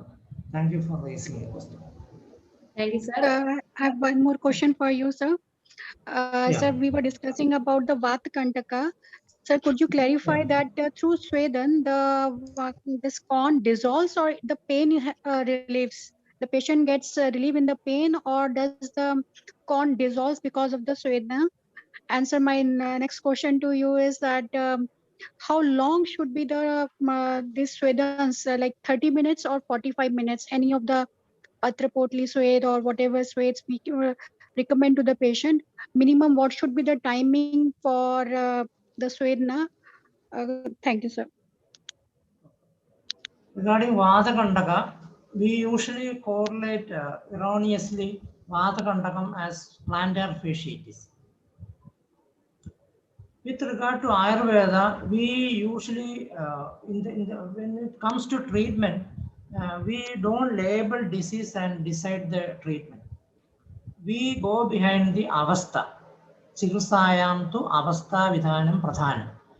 So in Vata Kantaka, what is Vata Kantaka? In the text it is told that Yukpade Vishamanyaste Sramadva Jayade. What is plantar fasciitis in our practical way? It is a condition with a severe morning stiffness and there is difficulty in walking. So these are different avasthas. The description in our text is regarding a Kevala Vadika condition which is a mechanical pain induced by movement. There is no description of morning stiffness there. It is a typical Vada predominant condition. Rukpade, Vishamanyaste, Sramadva. It is a mechanical pain. But what we are seeing in our practice is a typical Ama condition where there is morning stiffness, where the patient cannot put his feet on the ground in the morning time, which relieves by movement. These are two entirely different conditions. So we are correlating Vata Kantakam as plantar fasciitis and we are treating. So it becomes opposite. So we are treating plantar fasciitis with the Vata Hara treatments. The condition is an Ama condition. We are applying oil and we are doing Sweda. That will not fetch result. It will end up in complications. It will become more chronic one. So initially we have to go in for Amavajanam in plantar fasciitis. Then we can go in for Kevala Vadika condition, like we can do Sweda, etc. That is the right line of treatment. So you should give more importance to the avastha of the disease than the modern correlations. That is the right way of Ayurveda. With regard to time of application of Sweda, it depends on the patient and on the condition and purpose. We use Swedam for two purposes. One as a preparatory measure for Shodhana. In that condition, we can opt for these Lakshanas. In Shamana type of Sweda, we have to rely on the symptomatic relief. And according to the season, according to the person, according to the disease condition, we have to change the time for inducing Sweda. So if a patient is a very strong one, we can apply it for more time. And the disease demands more time, we can apply till these symptoms subside, we can apply the Sweda, not more than that. It depends on patient, condition, season, etc. So we cannot specify that you have to do Sweda for 30 minutes or 40 minutes. It depends on the condition of the patient. What is told in our text? Stamba Gaurava Nigrahe, Samjade Mardave, Swedana Vidadirmad. So till the patient get these symptom relief, we have to adopt Sweda. That we cannot achieve in one day. We have to do it for more days. But when the patient get one of the reliable symptoms we can apply is when the patient gets sweating in the nose, in the anterior part of the nose, we have to stop the procedure. That is the objective reliable symptom. Because in some of the procedures like Avagaham, we think it is a very simple procedure, like a hip bath, simply sitting in hot water. But that is the most dreadful thing. It will cause many complications, even fainting. So the symptom which we rely in that is when the patient start sweating in the nose and in the forehead, we stop the procedure. So that can be applied as a reliable thing. Otherwise, till the symptoms subside, we can do not more than that. If the patient can tolerate, the intensity of the heat also depend on the patient. We cannot apply same temperature for everybody. The tolerability of heat is different in different people. In different parts of the body, it is different. We usually don't apply Swedam in the palm and foot, palm and soles, to prevent complications. So depending on the condition, we have to change the time of administration of Swedam. We cannot specify it or standardize it. That is my opinion. Thank you, sir. Thanks for beautiful clarification. Thank you, Dr. Ritvik Ramdas. Okay. Yeah. Please ask. Actually, I want to know about the as you Dr. Syamakrishnan told me that Vasti is not rejuvenating or regenerating treatment. How we are using in the Astikshaya? Astikshaya, there is a description of Kshiravasti with bitter drugs, bitter herbs. Yeah. So what is the mode of action in that? Yeah, that is why I told in the initial description itself, I told that we are forgetting the procedure and we are behind the medicines. That is the problem. You should not forget the procedure Vasti. Why Vasti is indicated in Astikshaya? There are many options. We have Snehavanam, we can do external therapies, we can do Abhyangam, we can do a Januvasti. There are many options. We can do Swedam, we can do many other procedures. But where Vasti is indicated? Vasti is indicated only in a condition where there is Pakvashaya Gada Yoga.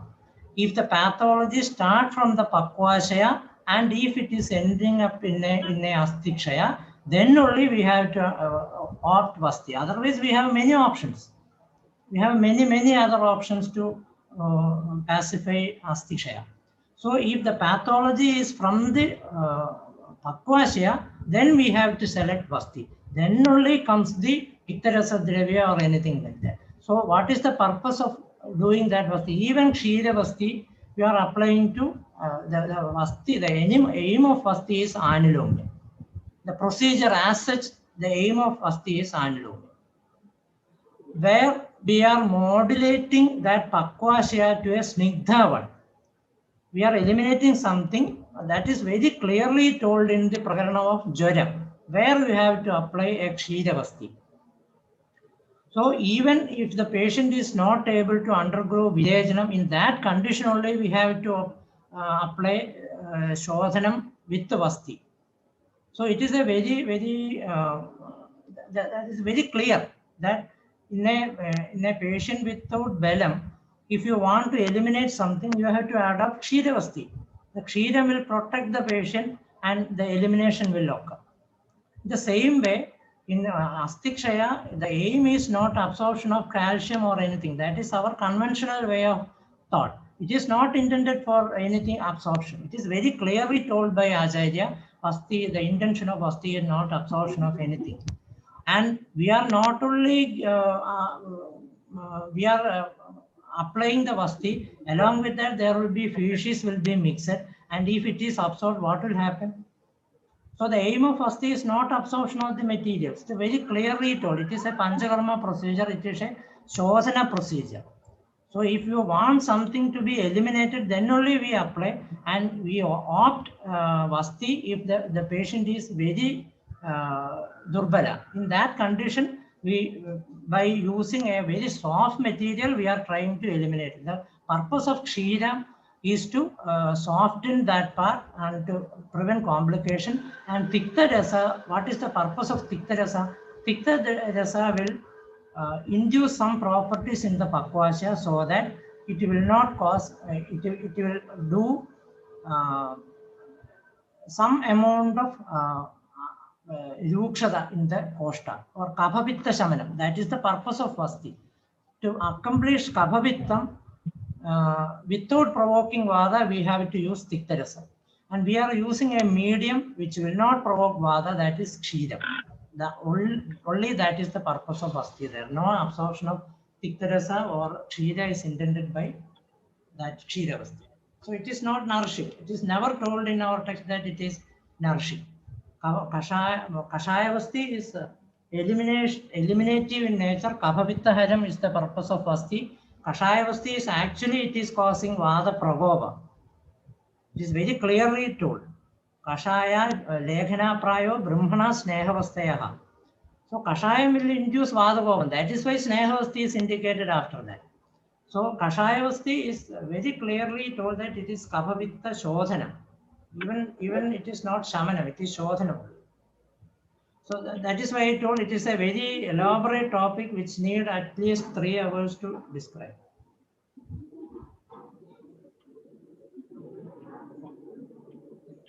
Thank you, Doctor. Dr. Sheena, please, you may ask your question. Hi, Dr. Shyam. Thank you so much. Doctor, I have a question regarding multiple sclerosis. I have seen that many clients, many yogis who are having multiple sclerosis, they're very sensitive to heat because the heat activation can exacerbate the condition. So could you please share your insights on this? Yeah, in many of the neurodegenerative disease, you should not apply Sweda.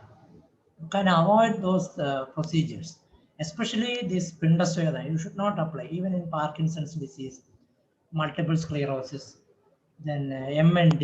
In such conditions, you should not apply Sweda. Even if applying, you can opt Drava Sweda. That's all. That also for very minimum period and with minimum intensity. Otherwise, as a main procedure, you should not apply Sweda. If you are undergoing any preparatory procedures like Snehana and Swedana, you can apply very minimal Swedam. Otherwise, as a main procedure, you should not go in for these Sweda procedures. You should not apply any Sweda procedures. That is why I told in the initial session itself, Swedanam is the most misused therapy in Ayurveda. We are thinking that every disease or every patient admitted should undergo all type of Sweda. I am seeing many conditions from the many reputed institutions doing only Sweda. Ayurveda is not only Sweda treatment. Starting from Duksha Sweda, ending in Shashtikam is unscientific. You should not do all type of Sweda in a patient. You select the needed procedure and only apply it. You should not start with and end with a Sweda. That is not the only procedure in Ayurveda. So many of the, most of the conditions may not need Sweda. That is my opinion. May not need IP treatment. Many of the many of the diseases are amenable to opiate treatment. If you go in for IP, you will be doing a lot of unnecessary treatments, and you will end up in chronic conditions and complications. But the patient and doctors are not realizing it, and it is due to the procedure the disease is aggravating. They are not understanding it. That is very relevant with the Vadashonidam. In Vadashonidam patient, you should not apply any Sweda procedures.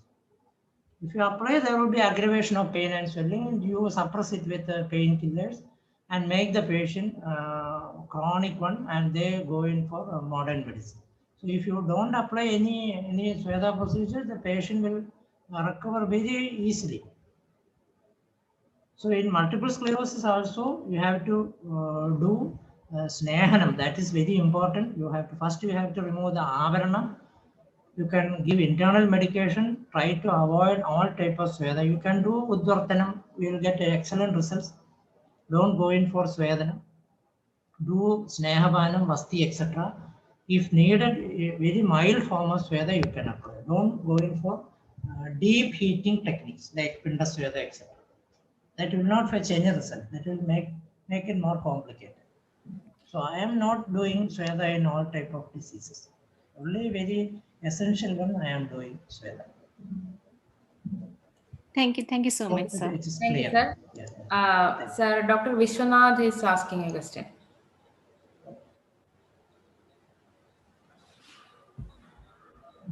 Dr. Vishwanath. Madam, I joined late. Sorry. Pardon? Please ask. Sir, I think Dr. Vishwanath's question is, in making Vasti Dravya, what is the importance of mixing and churning Dravyas in the said Krama, like Makshika Lavana Sneham? What is your opinion regarding that? The topic is Svedam and we are deviating from it. Yes, sir. But I will answer. It is based on the consistency of the materials. If you try to add oil and kashayam, it will not mix easily.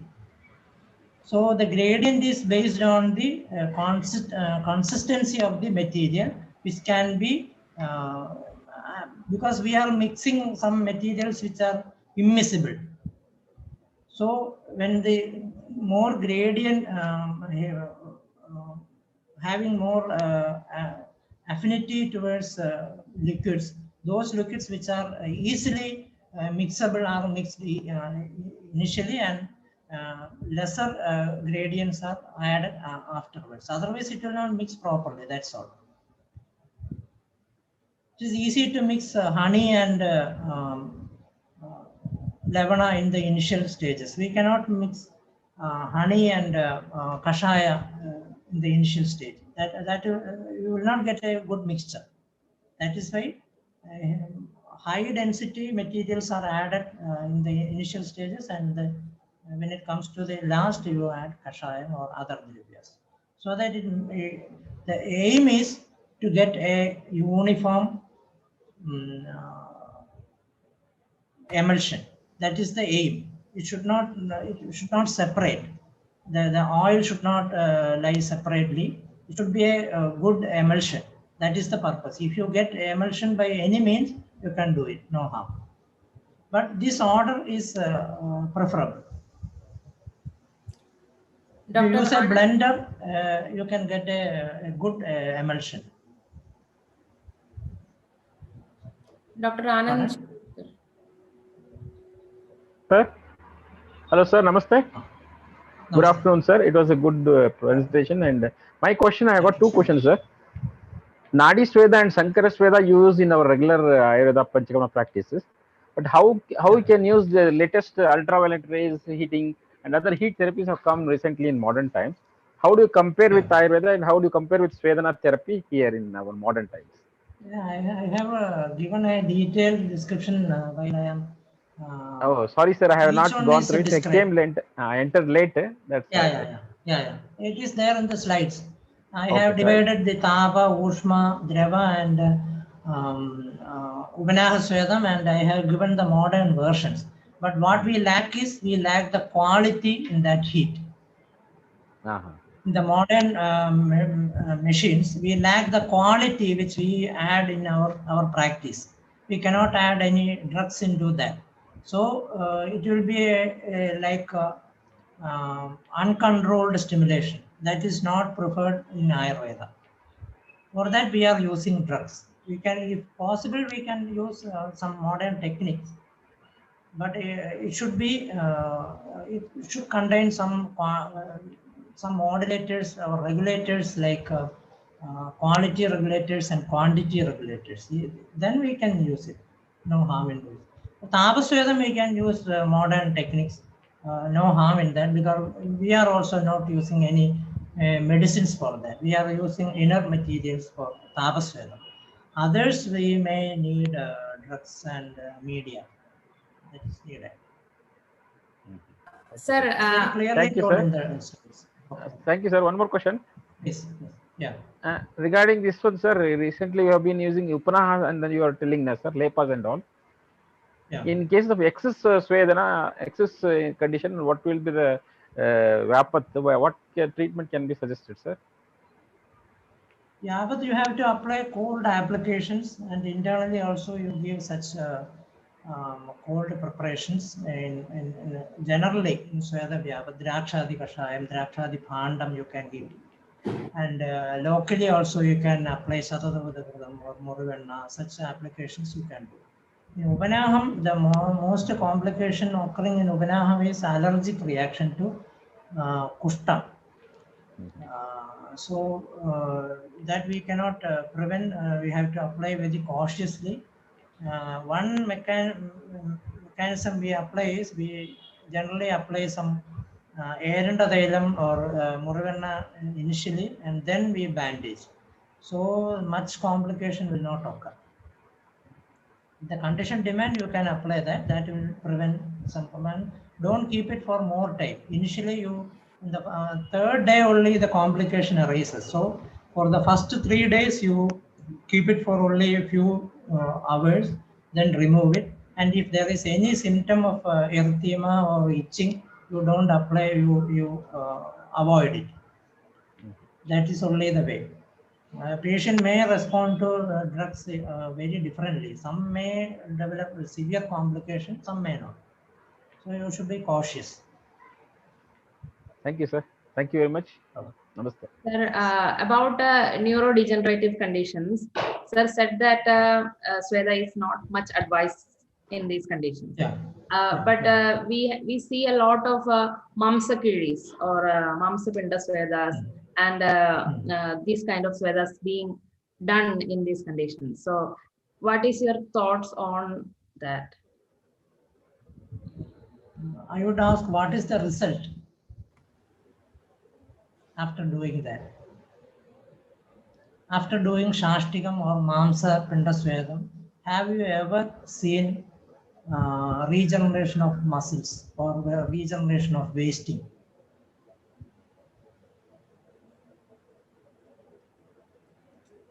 No, we will not see, but we are doing that. That is the conventional way. Our aim is Karmanyeva Adhikaristya Ma Bhaleshu Kadajana. That is the attitude of Ayurveda physicians. I am not criticizing you, the entire Ayurveda fraternity. We are doing everything, but we are not expecting any results. And we do Shashtika Pindasvedam for Mamsa Shosham, and I have never, in my 27 years, I have never seen a patient regaining his muscle bulk after doing Shashtika Pindasvedam. Only thing is, he will lose money and he will end up in complication. That's all. The patient, but the patient is satisfied, doctor is also satisfied. But many a times, these end up in complication that they are not recognizing. The doctor is also not recognizing, the patient also. Many patients having this degenerative disc disease, they are undergoing Pirichal and Navakkarai and ending up in severe complications, and they are going for discectomy.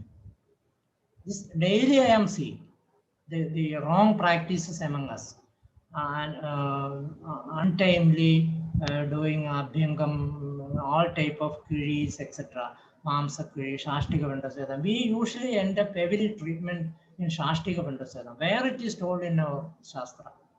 Shastika Vandasvedam is not the final one. There are many procedures which should be done after a treatment. You should do Shamana Snehavanam. You should go in for Rasayanam. We are not doing that. We are only doing all type of Sweda in a patient and discharging him. He will end up in severe complication after 2 or 3 months. We are not recognizing that. So I am deadly against these type of practices. Mamsa Swedam is indicated in our Shastra. You should know the logic, why Mamsa is used. As I told you, it is not, the aim is not to absorption of the Mamsa Rasa through the skin. It is only a medium, a similar medium. Why we are using Mamsa or Shastika in a degenerative condition? I have clearly told you, we are using this as only as a medium to pass the heat. When it comes to Anubam, it is very clearly told that you should do Anubamamsam. It should be selected. Why Anubamamsam? It is Shida Vidyam. So when the heat passes through the Anubamamsam, the heat coming out of that kiri will be very mild. That is only the purpose, not for absorption. If that was the purpose, we can very well take the Mamsadasam. It will be more nourishing. How much Mamsadasam you can induce through the skin? How many ml you can induce? You can directly drink 1 liter of Mamsadasam. It will not cause any untoward effect. It will be more nourishing. Why you are trying to induce Mamsam through the skin? It is a very resistant route. It will not permit anything. So you are wasting money for these, thinking that it will nourish the mamsam. No, it can be used, but the purpose you should understand. Why we are using mamsarasa? Because in a wasting condition, there is more degeneration. It is a vada paitika condition. You should not apply Swedam in that wasting condition. That is contraindicated. In Kshina, in Durbala, you should not apply Swedam. If you want to apply Swedam to increase the nutrition from within, you can apply, surely you can apply a Swedam. You have to select a milder form of Swedam like Shastikam or Mamsa with Mamsa, Anupa Mamsa, which are Shida in Vidya. You can very well do it, but don't think that it will nourish anything from outside. It is only a Vicharana Sneha. It will induce only milder Sneha inside. Before that, you have to go in for Acha Sneha Vanam, and it should be proceeded by Vasti, etc., to make the Srodas clean. And we are creating what is the indication or the benefits of Sweda mentioned in our text. Shakhagada, Koshtakada, Yoga, such descriptions are there. The we are removing the Srodha and making the body soft one. That is the purpose of Sweda. To achieve that only we have to apply Sweda. We cannot expect everything from Sweda. Sweda has a specific action to make Murdutva. Mardava Karyanam Sreshtam. So Mardava Karyanam is the aim of Sweda, not the absorption or excretion of anything from our body. That is the purpose of Sweda. With that intention, if you do that, I agree. But if you think that the mamsam will be absorbed and the patient will get nourishment, that is very, very wrong thing. That is my opinion. Thank you, sir. Thank you so much. Dr. Heike. Now in winter in Germany, it happens repeatedly that patients are getting skin reactions, itching during Purvakarma treatment. Even so, Amapajana with Kashaya was done for at least 3 weeks before. Pardon? Even I've done with the patients 3 weeks of Amapajana before they come for the Purvakarma and Panchakarma. And even so, it happens that when we start with the Purvakarma, with the oil treatments, that skin reactions happens for a few persons. And is it good then to stop some days and do Parisheka with Kashaya, or why it happens more in winter? other times it does not happen like that. Yeah, that may be it can occur in many ways. Some people may be allergic to some drugs. As we are very accustomed to these drugs, we are not facing such complication, but we also face such skin rashes and etc. while doing some procedures. It depends on the reaction of the patient, and doing Amapajanam may not be that also may be a reason. Inadequate Amapajanam can also cause complications, and external therapies are not the final answers. We have to go in for real Snehavanam, Acha Snehavanam before going for Shodhana procedures. Not this spiritual etc. will not be sufficient to. It's a Vijarana Snehavanam. It induces only a very small amount of snigdhata in the body. It cannot do Klesham and all. So it is better to go in for Acha Snehavanam, and that too, the Amavajanam should not be restricted to a few days. In deep-seated conditions, we may need to give Pajanam for more days, for 15 or 30 days, and then only we have to go in for these procedures. So many may be the causes, some may be allergic reaction, other conditions may be, it may not be the apt occasion for doing Svedana, that may be the reason. Dr. Vishnu, so Acha Snehapana would be like with 20 ml or 30 ml of ghee? Not only that, we may need to increase in doses up to 200 or 250 ml we have to give for a real Shodhana. If the patient is very healthy, and if the disease is very chronic one and very strong one, you have to adopt that type of Shodhana Snehavana. 20 ml, 30 ml will not be sufficient. It is a Shamana dose only. It is only a pacifying dose. It will not cause any Klesha. So that is not sufficient. But in one patient, I think about she's having also some liver problems at the same time. Yeah. So it will not be good. In such conditions, you should not go in for Snehavana. You have to correct that with the Pajana drugs, and then only you have to go in for Snehana, etc. That too with the selected drugs for a short period. In liver disease, you should be very cautious while giving Snehana. And can itching be also related to the winter, to the dryness and of winter and coldness? Yeah, surely. Seasonal changes will surely affect the procedure. You should change the drugs used during the seasonal changes. You have to change. And intensity of heat also you have to change. That's why I told we cannot standardize the procedure or standardize the heat or the time, etc. It's very difficult. According to person, according to season, according to disease, according to the patient, it changes. So we cannot standardize it according to the condition. You have to change. Okay, thank you. Okay, thank you. Dr. Vishwanath. Hello, namaste, sir. Namaste. Sir, my context, the asked question is from another context, but it relates with Svedana somewhat. I previously asked that Basti procedure. While preparing Basti, we are churning all the dravyas, and it is creating some heat in that process.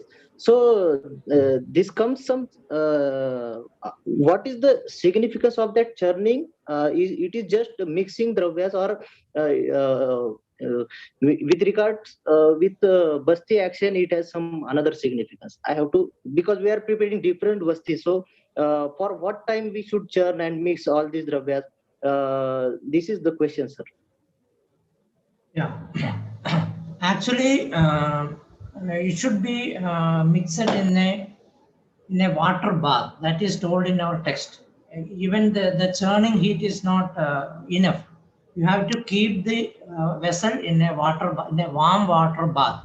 That is, you have to keep warm water in a vessel, keep the vasti vessel in that hot water, and then only you have to mix. So that heating should happen. The purpose of heat is for easy mixing and to get a good emulsion. That heat is necessary. Even when the dravyas are in cold condition, it will not mix properly. So heat will aid in getting a good mixture. And the lakshana of good mixing is, it should not get separated. The ingredient should not, we should not identify any different ingredients in that. The oil should not float in the upper level. The different levels of material should not be there. It should be even. It should be an emulsion. It should be like a what you call a milkshake. The consistency should be like a milkshake. Its color should change. No ingredient should get separated. When you keep it for some time, it will get separated. But when you mix it, it should be an even consistency. It should not contain any oil. It's separated. Any kashaya separated. Nothing. It should be a different thing from the previous one. I practically use a blender or a mixie for mixing it. Within 1 minute, you will get excellent emulsion. You will not get anything separated. You will get excellent emulsion. Blender is the ideal one. You mix it for 1 or 2 minutes. That is enough. If you use a churner, you will take at least 1 hour, and you will not get a proper mixing also. But take care. You should use a water bath while mixing. It should be kept in a warm water, and then only it should be mixed. That heat is necessary. Ushnambu kumbhi bhashpena, it is very specifically told. Ushnambu kumbhi bhashpena taptam khaja samahritam. So while churning, you have to keep, it should be kept in a water bath. So this is for just mixing all the dravyas well. The basti action, is there any correlation with? Yeah, the basti should be, in most of the conditions, it should be warm, except in pitta condition. Pitta condition you can give in a shida consistency, but in all other conditions, it should be lukewarm. It should be mildly, mild heat should be there. It should not be more, it should not be less, it should not be cold, it will cause thamban. It is very clearly told in the text. It should, the shidam should not be given. That will cause thambanam. Atyushnam will cause excessive evacuation and more complicated, pitta provoking complications will occur. So it should be very, very mild. You have to check with your hand, and in the dorsum of the hand, you apply 1 or 2 drops and check the temperature, and then only apply. It should be moderately warm. Body temperature should be there. Okay, thank you. Slightly higher than the body temperature.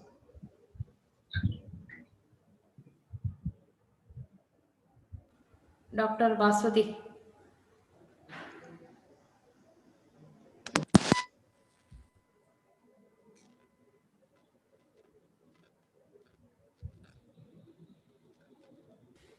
Dr. Baswati, it's not audible.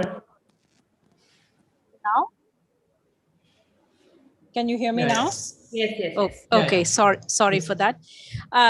When I've been learning about stolya, they say that the ama, the undigested ama, comes and sits in the mamsa and meda dhatu. And someone was explaining to me that the dhatu is seeing that mala, that ama, as dhatu. And if you can use sweda to convince the dhatu that mala that's there is not dhatu, but it's actually mala, there's a process that the sweda pushes it out, like, you know, as it should be, as mala.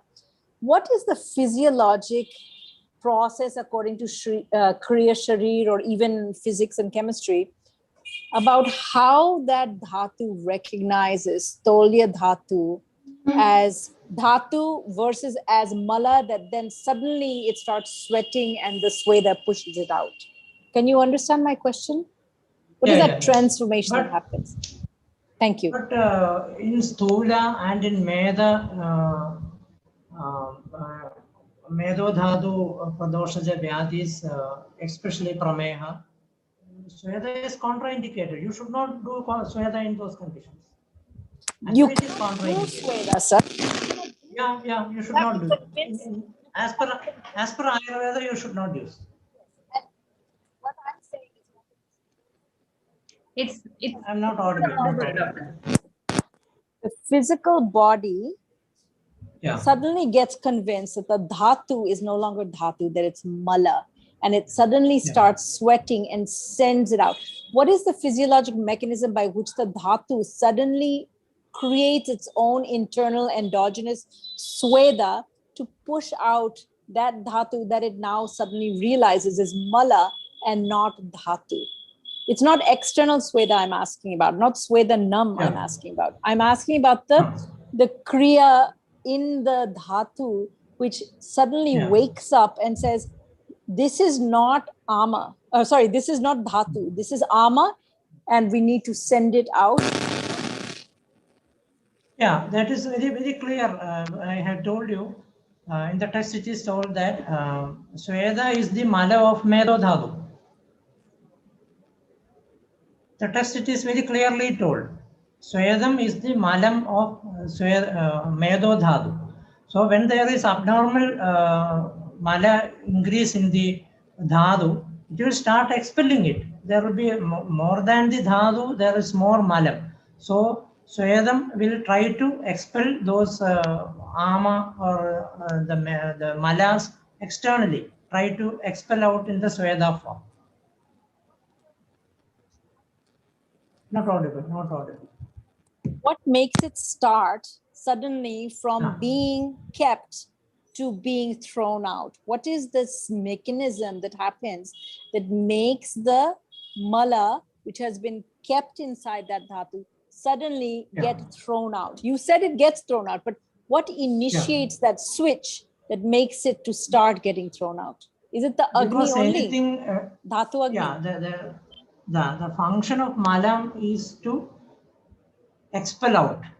The body cannot store the malam. Malam should be expelled. So the body itself will try to expel it. If it is weak, there will be accumulation of more malam.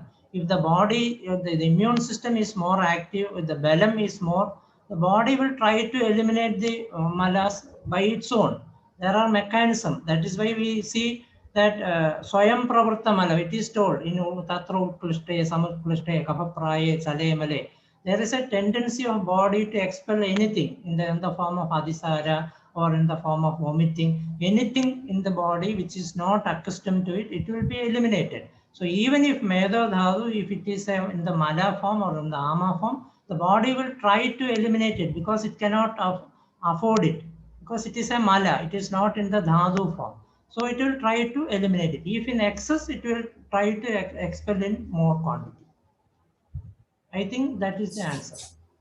How does it know? One day it says it's mala and keeps it as dhatu. The next day it says, no, it's mala. I see it as mala and it throws it out. What switches it on from accepting it and keeping it in the body versus throwing it out? What flips that switch? That's what I'm asking. That we can say only as the function of the what you call the Vada dosha, the activity of Vada dosha, because Vada is the main factor. In the modern terms, we can say it is the immune system. In the Ayurvedic terms, we can say it is the function of Vada, that is expulsion of unwanted materials from the body. Even if it is a dhatu, if it is in the mala form, it will try to expel it. If it is not expelling it, and if you are, there is a reverse of it, considering dhatu as mala and acting on it. These all are mechanisms of immune system. In the modern perspective, it is immune system which is recognizing a dhatu as dhatu, a dhatu as malam, and malam as dhatu. All these occur due to immune system abnormalities. We interpret it with the Vada dosha because Uchchasa, Nishwasa, Cheshta, Vega Pravartane. It is a Vega Pravartane only. Samyak Gatyaja Dhaduna. So Samyak Gati of Dhadu is determined by the normal order of Vayu. If that Sammikgati is not there, Vayu will try to expel it. If it is not doing that, there is some abnormality and there will be accumulation of the dosha in the body. So it can be ascribed to Vayu only, the function of Vayu. And in modern terms, it is the immunological mechanism. There is a system which store that, which identifies the tissues in our body and react accordingly. If anything foreign comes, it will expel out. That is Vega Pravartana only in Ayurvedic terms. Thank you.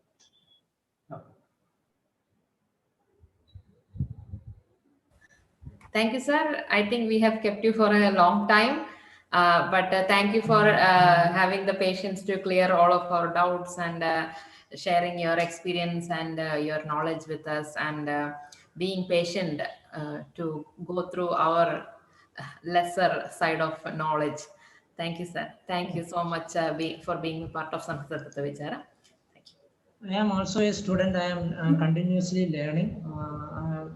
I have shared some of my thoughts and my experience. That's all. I am not a perfect